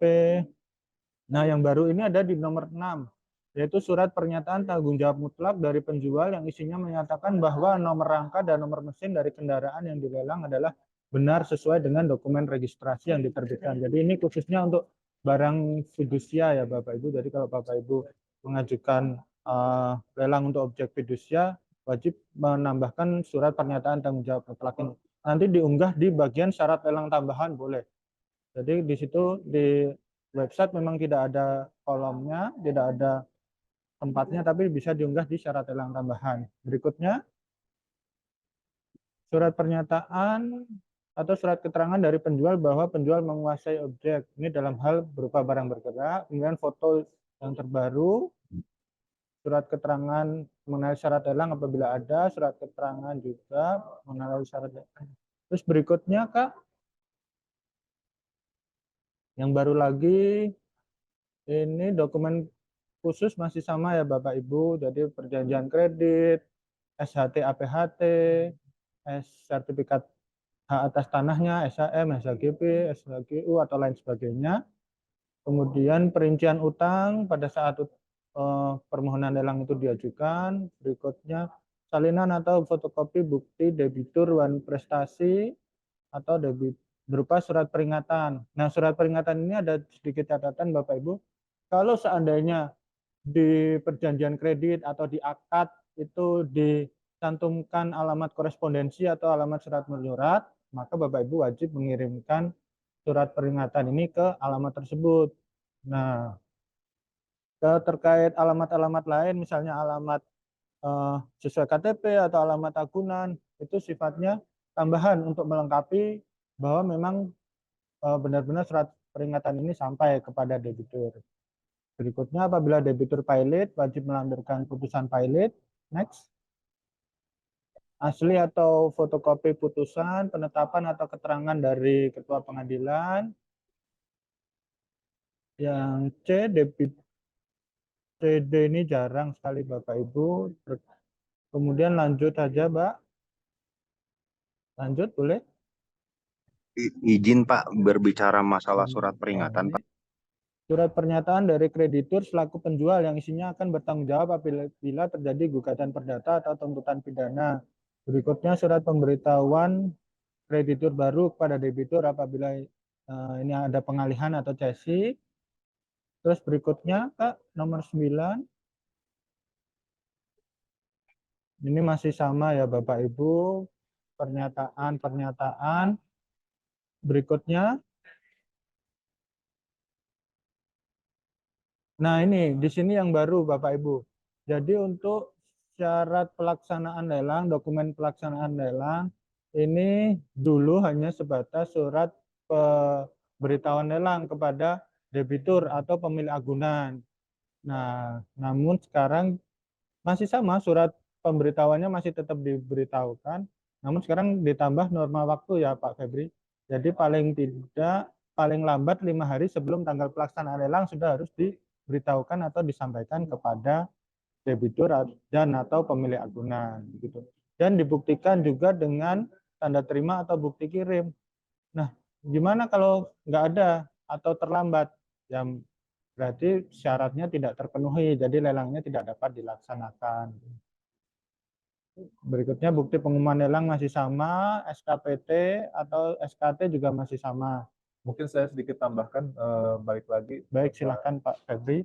terkait pengiriman bukti 5 hari sebelum tanggal pelaksanaan lelang ini, sebaiknya sesegera mungkin dikirimkan ya. Ya, betul. Karena jadi kan penyelesaian hutang itu kan bisa diselesaikan melalui penjualan barang atau objek lelang. Bisa juga dengan penjualan sendiri oleh debitur atau Bawah tereksekusinya, ya kan? Nah, kami memohon meminta untuk para pemohon lelang agar mengirimkan pemberitahuan ini sesegera mungkin ke debiturnya. Karena apa? Karena supaya debitur dapat kecukupan waktu ya apabila debitur ingin segera menjual objek yang akan dilelang ya atau barang yang masih menjadi miliknya. Itu konteks yang pertama. Konteks yang kedua juga untuk debitur jika dia meninggali atau tinggal di objek lelang tersebut ya. Dia butuh waktu untuk mencari tempat tinggal yang lain ya. Jadi ini demi apa namanya? kecukupan waktu bagi debitur apabila ingin menjual atau apabila ingin pindah ya, agar segera diberitahu lebih dulu ya dalam kesempatan pertama. Jadi Bapak Ibu ketika menerima surat penetapan jadwal lelang, di samping menyiapkan pengumumannya, itu yang pertama harus dilakukan memberitahukan kepada debitur. Nah, terutama ini tidak ada perbedaan antara lelang yang 2 kali pengumuman ya dengan lelang yang sekali pengumuman yang jarak waktunya hanya 7 hari ya kan. Berarti paling lambat itu pada saat pengumuman harus segera dikirim surat pemberitahuannya. Itu lebih singkat ya Pak ya. Lebih singkat. Nah, ini mohon berhati-hati nih, terutama untuk yang lelang ulang Bapak Ibu. Oke, silakan lanjut. Iya. Jadi kan memang lelang ini sebenarnya kan langkah terakhir Pak ya. Ya. Tujuannya kan untuk pengembalian kewajiban debitur atau pelunasan piutang dari bisa masuk ya? piutang dari bank ya kan. Nah, itu. Jadi tidak semata-mata pengembalian itu bisa diperoleh dari lelang, dari laku lelang, tapi dari pelunasan dari debitur maupun pemilik agunan kan juga bisa Bapak Ibu. Jadi norma tadi dibuat itu dengan tujuan itu lebih meningkatkan persentase kemungkinan untuk pengembalian kewajiban tadi. Berikutnya ini syarat khusus yang berikutnya masih sama. Lanjut. Ini lagi di skip aja Mbak, dilewati. Ini waktu lama ini. Pelaksanaan lelang masih sama. Waktu pelaksanaan lelang masih sama. Dengan PMK 213 lanjut saja, SKPT juga masih sama ya ini Pak ya. Jadi tadi pembatalan pelaksanaan lelang. Nah, ini di sini ada norma baru terkait pembatalan sebelum pelaksanaan lelang. Di sini selain ada permintaan penjual dan hal-hal yang dianggap sebagai permintaan penjual, ada juga penetapan atau putusan pengadilan yang amarnya memerintahkan penundaan atau pembatalan pelaksanaan lelang. Nah, ini kalau di PMK yang lama, PMK 213 itu hanya penetapan atau putusan pengadilan. Dan di sini diperjelas lagi yang amar putusan atau penetapannya memerintahkan terkait penundaan atau pembatalan pelaksanaan lelang. Jadi tidak semua penetapan atau putusan pengadilan dapat membatalkan lelang, Bapak Ibu. Dan hal-hal lain yang diatur dalam PMK. Dan terkait waktu pembatalan ini, baik itu permintaan penjual maupun penetapan atau putusan pengadilan, wajib diterima oleh pejabat lelang sebelum pelaksanaan lelang. Jadi sebelum pelaksanaan lelang harus sudah diterima. Jadi bisa kami batalkan. Kalau kami terima setelah pelaksanaan lelang, ya lelangnya sudah terlanjur berjalan dan tidak bisa dibatalkan. Kemudian yang lain force majeure, gangguan teknis. Next, Kak. Pembatalan pelaksanaan lelang, ini hal-hal yang menjadi dasar pembatalan. Masih sama dengan PMK yang lama, Bapak Ibu. Tidak adanya SKPT, ada blokir pidana. Yang terbaru itu bukti pengiriman pemberitahuan lelang tidak disertakan. Oh, coba next, Kak. Nah, ini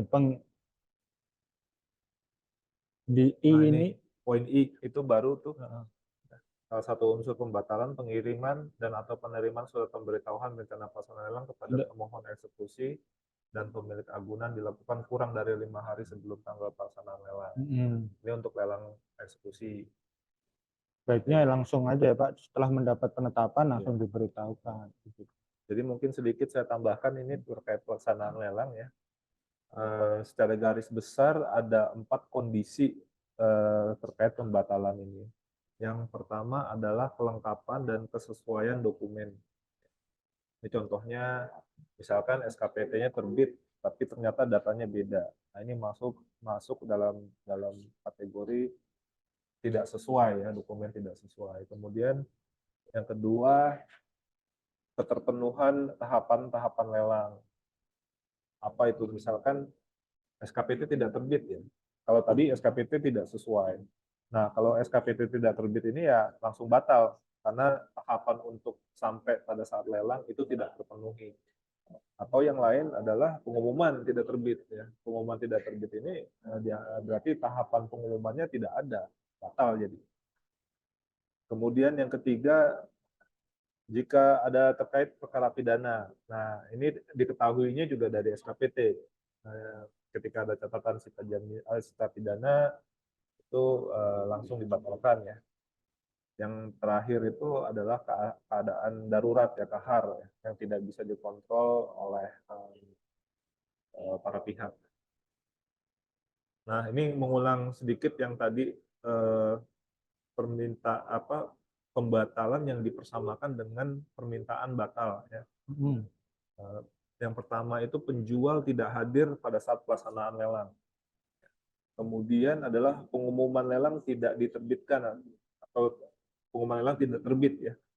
Yang ketiga, dokumen fisik tidak dikirim ya. Beda dengan tidak sesuai ya. Kalau tidak dikirim ya artinya minta untuk dibatalkan itu lelang. Kami menganggapnya permintaan batal. Dan yang keempat adalah surat pemberitahuan juga tidak dikirim ya, bukti kirimnya tidak lengkap atau tidak dikirim sama sekali. Ya, keempat ini konsekuensinya adalah pembayaran biaya lelang, pembatalan. Baik, mungkin lanjut ke kolom chat boleh Pak, ada pertanyaan? Ada pertanyaan, kita sekarang pindah ke kolom chat ya.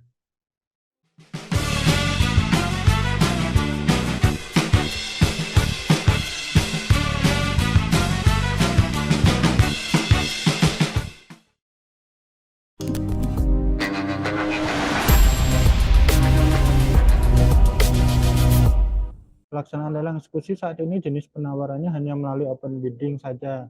Ya betul Bapak Ibu, terkait eksekusi, lelang eksekusi sekarang hanya open bidding. Namun open bidding di PMK 122 ini berbeda dengan open bidding pada PMK 213. Kalau open bidding di PMK 213 dulu kan eh, hanya paling sedikit 1 jam di hari tersebut. Namun open bidding di PMK 122 ini sejak objek lelang itu tayang di website sampai dengan tanggal penutupan, itu para peserta lelang dapat mengajukan penawaran dan dapat melihat penawaran dari peserta lelang yang lain. Nah, itu yang dimaksud dengan open bidding pada PMK 122 ini.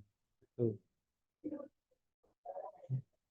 Berikutnya dari Pak Cepi terkait pembatalan lelang sebagaimana yang tercantum di dalam PMK yang salah satunya adalah putusan atau penetapan pengadilan, apakah status lelang dapat dibatalkan atau tetap berjalan, sedangkan putusan penetapan disampaikan hanya melalui via elektronik WA yang disampaikan pada hari H. Dan lelang sedangkan menurut saya bagaimana ini Pak Febri? Ya, sebaiknya dibatalkan ya Pak Cepi ya, karena Pak Cepi sudah mendengar kabar walaupun melalui via elektronik WA demi menghindari masalah hukum di kemudian hari, sebaiknya dibatalkan Pak. Kemudian ini lanjut ya, sudah selesai Silakan, ya Pak. Pak Cepi ya. Kemudian untuk dari Bank Indeks, izin bertanya Pak, apakah SKM HT wajib diupload apabila SHT ada? Kebanyakan pejabat lelang mewajibkan untuk upload SKM HT juga. Gimana pendapatnya Mas Rizky? Oh, jadi SKMHT ini kan sifatnya tidak wajib Pak ya. Iya. Dia namanya juga surat kuasa membebankan hak tanggungan itu apabila pemilik jaminan atau pemilik akunan ini tidak dapat menandatangani atau tidak dapat hadir pada saat penandatanganan APHT atau pemberian hak tanggungan. Nah, seperti itu. Jadi ini sifatnya hanya surat kuasa sementara dan itu pun ada masa berlakunya 1 bulan untuk yang sudah terdaftar dan 3 bulan untuk yang belum terdaftar. Nah, itu jadi sifatnya tidak wajib. Tapi apabila ada pejabat lelang yang meminta untuk pengunggahan SKMHT ini, ya sebaiknya diunggah saja Bapak Ibu. Karena kan pejabat lelang punya pertimbangan sendiri, punya mitigasi sendiri. Hal ini pun dilakukan bukan untuk menyusahkan atau membebankan, tapi untuk melindungi Bapak Ibu sendiri dari kemungkinan-kemungkinan atau dari hal-hal yang tidak diinginkan di kemudian hari. Jadi sebaiknya SKMHT apabila memang diminta ya diunggah saja. Ini kasus-kasus semisal di di PK, di PK itu agunannya berbeda dari di APHT maupun di SHT. Hal ini bisa terjadi apabila misalnya di PK ini masih berupa sertifikat induk, kemudian dipecah, kemudian pecahannya dipecah lagi. Nah, itu bisa diurut atau bisa dirunut, ditarik benang merahnya dari unggahan SKMHT yang diminta tersebut. Jadi ini semata-mata memang untuk mengetahui benang merah atau legalitas formil dari objek yang akan dilelang itu. Berikutnya, yang Pak untuk SP, apakah bukti pengiriman SP juga wajib dicantumkan karena jika melihat PMK disyaratkan meminta salinan fotokopi. Nah, ini sama dari Bank BCA. Ini sama halnya tadi dengan SKMHT. Apabila memang diminta oleh pejabat lelang, maka mohon untuk dipenuhi saja karena ini tujuannya tadi melindungi juga untuk melindungi Bapak Ibu dari hal-hal yang tidak diinginkan di kemudian hari.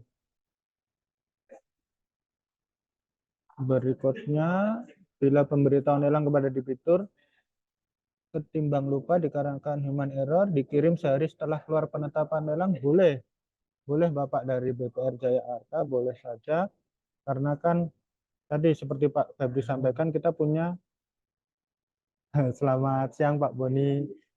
Nah, supaya tadi Pak debitur maupun pemilik agunan punya kecukupan waktu untuk menindaklanjuti rencana pelaksanaan lelang ini. Gitu.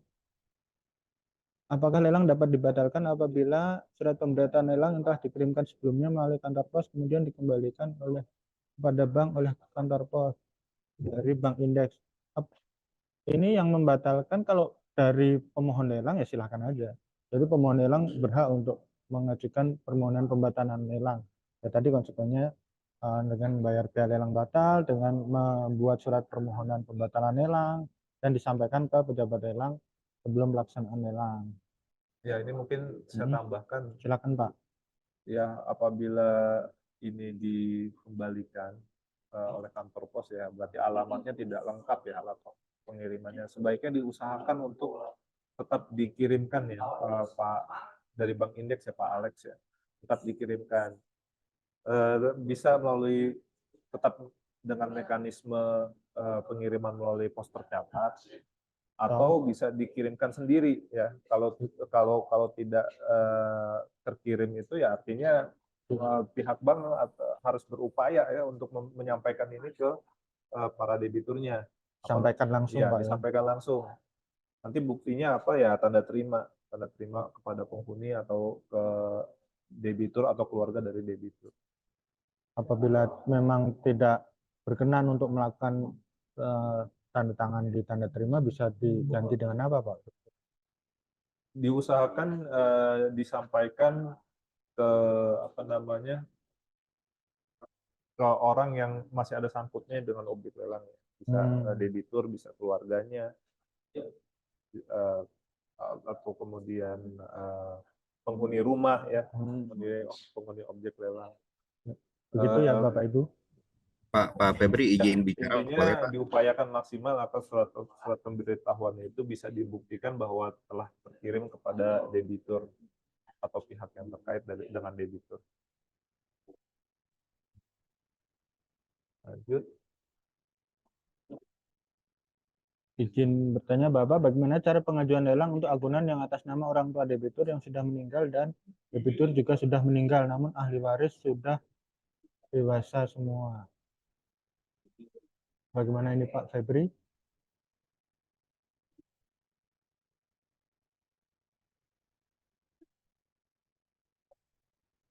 Bagaimana cara pengajuan lelang yang agunan yang atas nama orang tua debitur?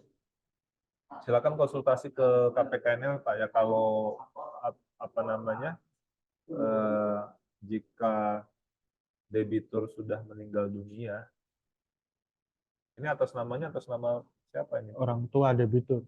Jadi orang tua debitur sudah meninggal. debiturnya pun sudah meninggal. Jadi yang berutang debitur, tapi agunannya atas nama orang tua debitur. Dan dua pihak ini sudah meninggal semua Pak. Jika pengikatannya hak tanggungan sebetulnya tidak perlu konsultasi lagi kan, sepanjang pengikatannya masih ada, silakan diajukan saja. Dan terkait nama dan terpenuh, dan syarat legal formalnya terpenuhi. Sepanjang syarat legal formalnya terpenuhi, ya, lengkap, ya silakan ajukan, tidak perlu berkonsultasi lagi ke pihak debitur. Kemudian lanjut. Untuk SP 1, 2, dan 3 ditujukan pada tanggal 17, tapi dikirimkan via pos pada malam hari tanggal 16 dan sampai sesuai tanggal 17 dan diterima sesuai track record, apa tetap ditolak sebagai persyaratan lelang karena surat tersebut dikirim peringatan 1, 2, dan 3 ditunjukkan pada tanggal 17. Ini maksudnya SP 1, 2, dan 3 berbarengan dikirimnya? Pak Raden Indah, Izin Pak Febri izin. sesuai ketentuan tuh Pak ya, kalau dikirim pada tanggal yang sama ya, karena Maksudnya SP 1, 2, 3 tentunya harus berjarak. Ya. izin Pak Febri. Lanjut dulu, Mas Rizky ya, masih ada? Masih ada beberapa slide. Ya Pak? Ya. Ada dari Pak Indra ya. Halo Pak Indra. Ya halo Pak, izin Pak Febri. Iya. Maksudnya gini Pak, untuk SP12 tuh udah sesuai dengan tanggal dikirim Pak, 7 hari. Nah, pas SP3 kebetulan saya ngirim pada tanggal 16 malam Pak. Tapi untuk track record di posnya sesuai untuk tanggal kan tanggal 17 Pak, keterimanya tanggal 17 sore. Tetapi itu untuk syaratnya ditolak Pak. Apa jadi masalah atau gimana Pak? Minta sarannya Pak gitu. Kalau syarat ditolak kan maksudnya Pak? Jadi untuk Maksudnya persyaratan karena SP3 ini dikirim pada tanggal 16 Pak. Jadi tapi untuk sesuai track record di posnya tetap dikirim diterima debitur tanggal 17 sore Pak, sesuai tanggal surat. Tetapi itu ditolak. Yang menolak siapa Pak? Gimana Pak? Yang menolak? Ditolaknya untuk persyaratan sebagai pemohon lelangnya Pak, ditolak gitu. ditolak oleh KPKNL, Pak. Betul, Pak. Oh, mungkin ada hal lain, Pak, penolakannya mungkin karena apa namanya, alamat debiturnya berbeda atau tidak sesuai dengan Dan perjanjian kredit. untuk alamat tuh saya terterakan Pak di atas alamat KTP, di bawah alamat jaminan Pak, CC-nya gitu Pak. Udah sesuai aturan yang diikutin KPKNL Pak. PMK maksudnya. Mohon dikonsultasikan dengan pejabat lelangnya, Pak, ya, karena saya kurang apa namanya, tidak utuh menangkap informasinya, ini kenapa dibatalkan atau ditolak. Mungkin sementara itu, Pak, kalau memang masih mau konsultasi, kita bisa jalur Japri atau Bapak bisa langsung datang ke KPKNL Bogor ya, Pak. Sambil ngopi. Baik Pak, terima kasih Pak Febri. Ya, terima kasih, Pak. Berikutnya Oke, silakan lanjut materinya, Pak boleh Rizky. kembali ke slide ya. Ini sudah Tinggal waktu- 15 menit lagi waktu Oh. kita, Bapak. Oke, siap. Berikutnya hal-hal yang penting, bentuk besaran jaminannya yang baru bisa menggunakan bank garansi atau uang garansi, terus kemudian SBLC atau SKBDN untuk jaminan penawaran lelang paling sedikit 50 miliar. Jadi besaran jaminan kalau untuk lelang eksekusi bisa dari 10 sampai 50%, Pak. Kemudian berikutnya penyetoran ke virtual account bisa disetorkan oleh orang yang berbeda dari peserta lelang, tapi nominalnya wajib sama dengan yang disyaratkan di pengumuman lelang. Nanti diperhitungkan sebagai pelunasan dan apabila kalah dikembalikan langsung ke rekening yang didaftarkan. Next. Jaminan penawaran lelang ini secara umum masih sama ya, harus disetorkan 1 hari sebelum pelaksanaan lelang, harus diterima 1 hari sebelum pelaksanaan lelang, dan kemudian diperhitungkan sebagai pelunasan apabila menang. Next. Nilai limit tidak ada yang berubah. Ya, kami reminder lagi, nilai limit didasarkan pada laporan penilaian. Batas bawahnya adalah nilai likuidasi, batas atasnya adalah nilai pasar. Tidak boleh lewat dari rentang itu ya Bapak Ibu. Next. Ini tadi sudah dibahas.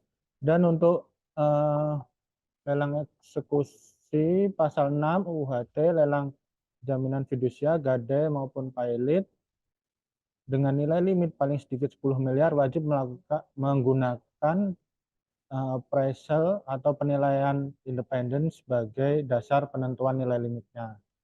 Ya. Atau kemudian lelang eksekusi pasal 6 untuk pemegang hak tanggungan perorangan juga wajib. Atau apabila Bapak Ibu ingin melakukan AIDA juga wajib menggunakan appraisal independen sebagai syarat atau sebagai dasar dari penetapan nilai limitnya.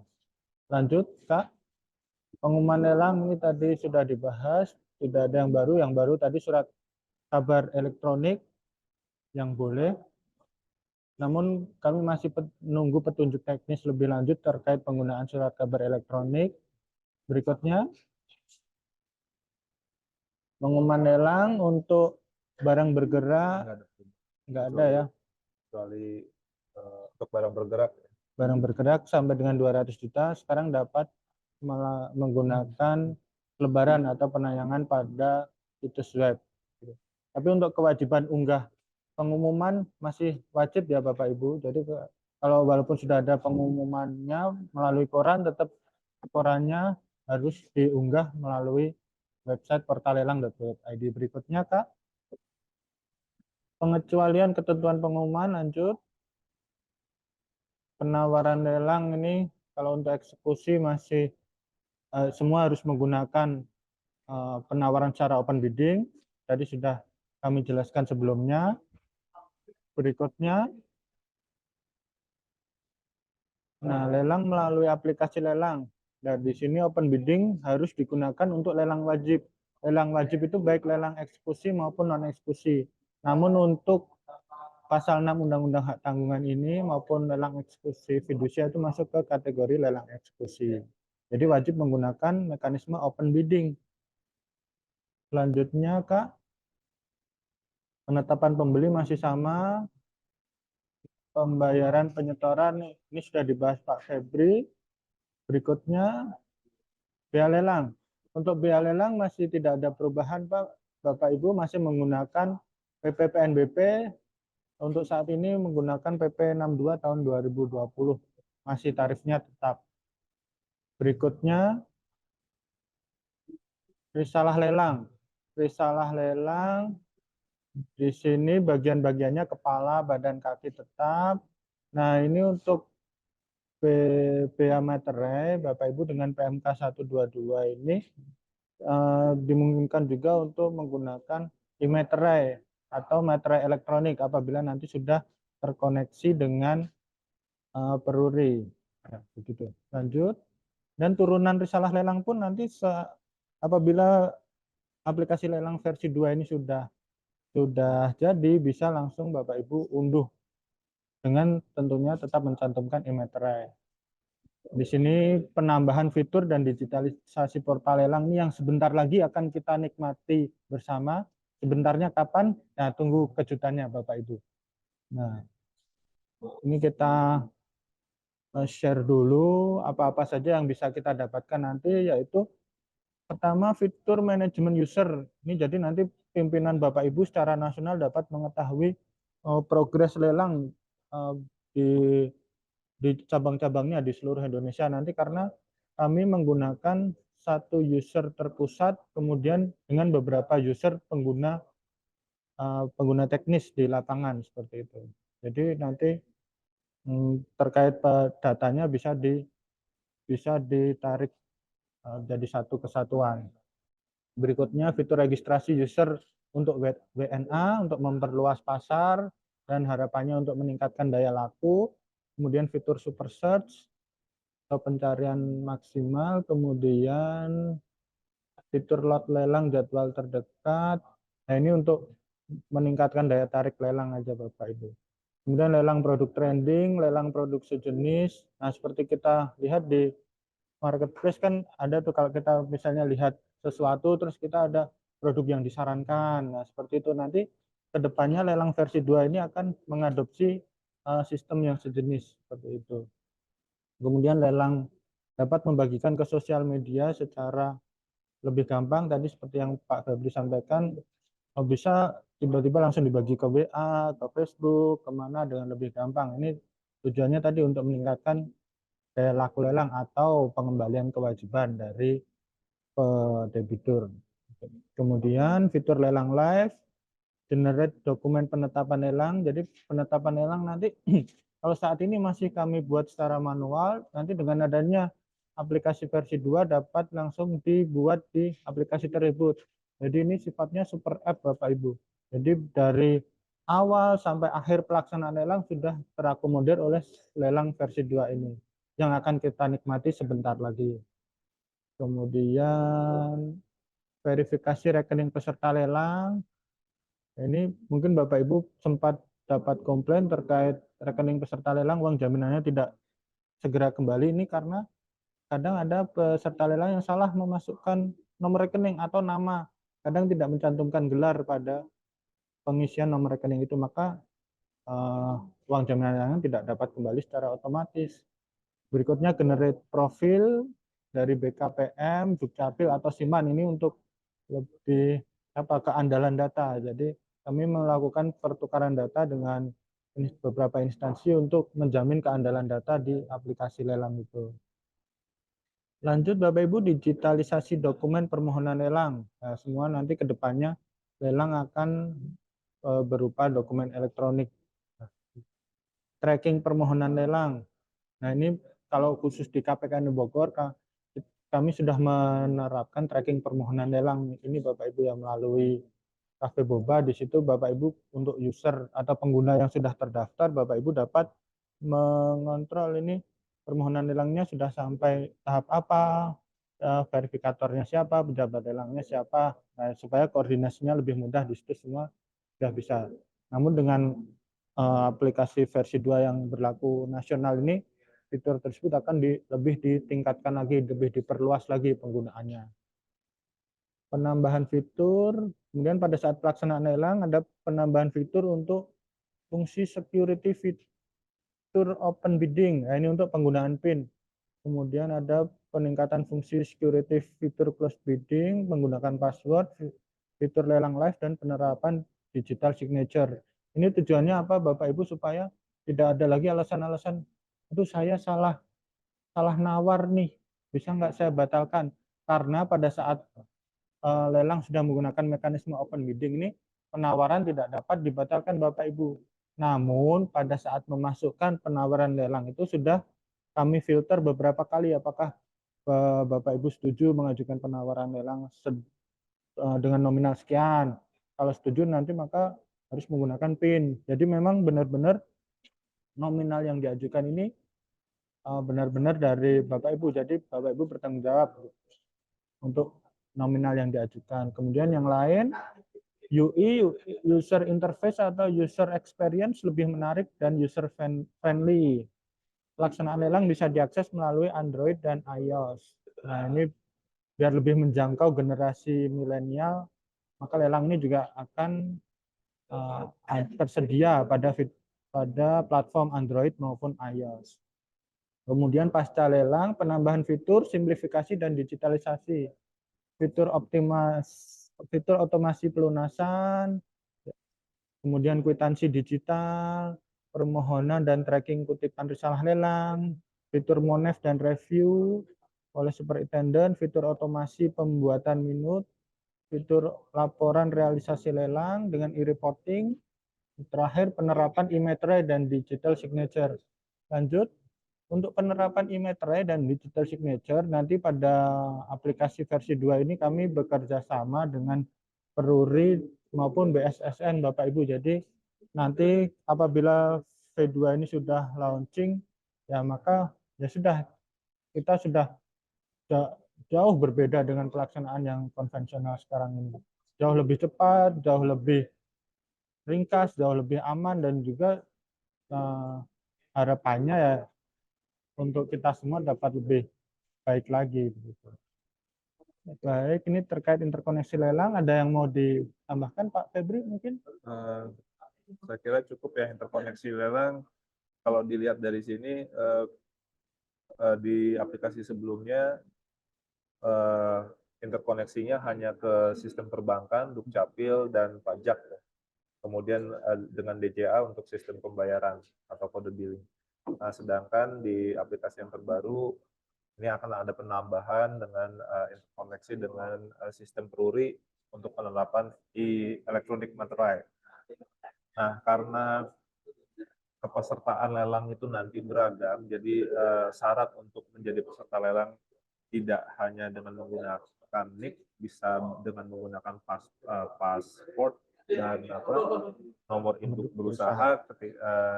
Kalau dia dalam bentuk perusahaan atau corporate, maka akan ada penambahan interkoneksi misalkan dengan tadi LSNW, National Single Window, kemudian barangkali juga dengan sistem keimigrasian terkait ID yang berupa paspor. Saya kira itu mungkin kita bisa membacakan pertanyaan untuk sesi yang terakhir ya Bapak Ibu. Silakan Mas Rizky di Baik Pak Febri. Ini dari Bank BCA, Ibu Tanti Hardianti. Terkait surat penetapan tanggal lelang di mana tidak ada info waktu penawaran sejak tayang di web dan hanya menyebutkan batas penawaran, apakah bisa distandarkan Pak agar tidak ada perbedaan isi penetapan? Nah, ini sebenarnya terkait ketentuan penawaran dapat mulai sejak tayang di web ini ada di PMK 122 Bu, maupun di website itu sendiri. Nah, seperti itu. Jadi untuk surat penetapan lelang memang bakunya seperti itu, hanya menunjukkan batas akhir penawaran. Iya Bu, siapa Tanti ya Bu Tanti, izin kalau untuk penawaran itu dimulai dalam PMK terbaru dimulai sejak tayang. Tayangnya itu kapan? Sejak pengumuman pertama, tanggal pengumuman pertama. Tanggal pengumuman pertama untuk lelang 2 kali itu langsung tayang. Atau pada saat lelang ulang atau pengumuman yang hanya sekali, pada hari H pengumuman lelang itu sudah tayang. Artinya kalau sudah tayang, peserta bisa langsung mengklik ikut lelang, kemudian menyetorkan uang jaminan ke VA yang didapatkan dari aplikasi lelang tersebut, dan kemudian langsung menawar. Jadi memang untuk surat penetapan jadwal lelang sebetulnya sudah terstandar, itu semuanya hanya menyebutkan batas akhir penawaran. Kemudian terkait dari Pak Cepi Pak ya. Cepi ya, terkait surat pemberitahuan lelang harta palit, apakah perlu disampaikan juga kepada debitur? Perlu Pak Cepi, karena ini terkait dengan lelang eksekusi ya. Lelang eksekusi harus menyampaikan surat pemberitahuan lelang. Berikutnya Pak ada dari Pak Wilaksa. Jaminan akta jual beli yang dimohonkan eksekusi dari putusan pengadilan negeri apabila melalui teknis lelang mohon pencerahannya. Jadi kalau eksekusi yang berasal dari putusan pengadilan maka kategorinya adalah eksekusi pengadilan. Jadi nanti yang mengajukan lelang adalah dari pengadilan yang melakukan putusan itu, Bapak Ibu. Gitu. Kemudian berikutnya, apabila gugatan masih berjalan dan belum ada penetapannya, apakah lelang dapat dibatalkan? Terima kasih. Nah, ini kalau tergantung gugatannya terkait apa, Bapak Ibu. Kalau gugatannya itu bukan dari pihak ketiga terkait kepemilikan, maka lelang masih bisa dilaksanakan. Nah, tapi kalau gugatannya dari pihak ketiga terkait kepemilikan, misalnya ada sertifikat ganda atau penjaminan yang dilaksanakan setelah pemilik agunannya ini meninggal, maka ya harus itu dibatalkan sesuai dengan PMK 122. Lanjut, apabila keberadaan debitur dan keluarganya tidak diketahui lagi menghilang, apa solusinya Pak untuk pengiriman pemberitahuan lelang? Jadi Bapak Ibu, kewajiban pengiriman pemberitahuan lelang ini memang harus wajib. Jadi disampaikan ke alamat korespondensi yang ada di perjanjian kredit atau akad, atau ke alamat yang terakhir diketahui, baik itu sesuai dengan KTP atau alamat agunan atau alamat yang lain. Dan apabila tidak ada, ya dibuatkan berita acara saja bahwa ini tidak ada dengan bukti demikian, misalnya foto atau sebagainya, atau bisa juga diserahkan ke RT setempat seperti itu. Ada tambahan Pak Febri mungkin? Saya kira cukup. Cukup. Lanjut, cara pengajuan lelang untuk agunan yang atas nama orang tua debitur yang sudah meninggal. Oh, ini sudah ya tadi Pak ya? Sudah. Berikutnya izin bertanya. Oh, sudah juga ini ya. Jadi udah semua ya pertanyaannya. Saya kira udah semua ya Bapak Ibu ya. Silakan kalau mau ada pertanyaan lagi, silakan hubungi kami, bisa melalui nomor layanan atau datang langsung ke KPKNL. Ya. Kalau Pak Bimo tadi membuka dengan pantun, mungkin Pak Febri mau menutup dengan pantun? Aduh, pantun atau apa ya? Atau ada closing statement dari Pak Febri, silakan. Pantun, closing statement mungkin dari Pak Ketua kami, Pak Palomes. Ya. Kalau pantun, nah ini saya buatkan semalam ini.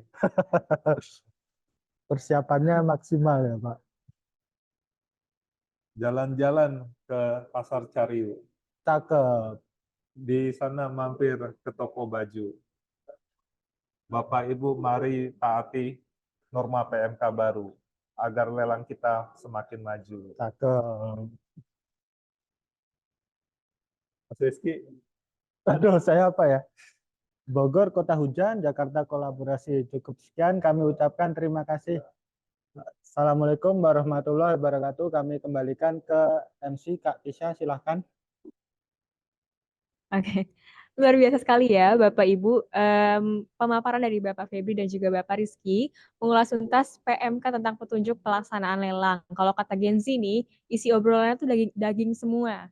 Kalau Bapak Ibu masih memiliki pertanyaan lebih lanjut, boleh ya, seperti yang tadi sudah disampaikan Bapak Febri dan juga Bapak Rizky. Boleh nanti langsung japri nih pelelang dari KPKNL Bogor, kalau misalnya mau ada yang disampaikan atau ada yang ditanyakan lebih lanjut.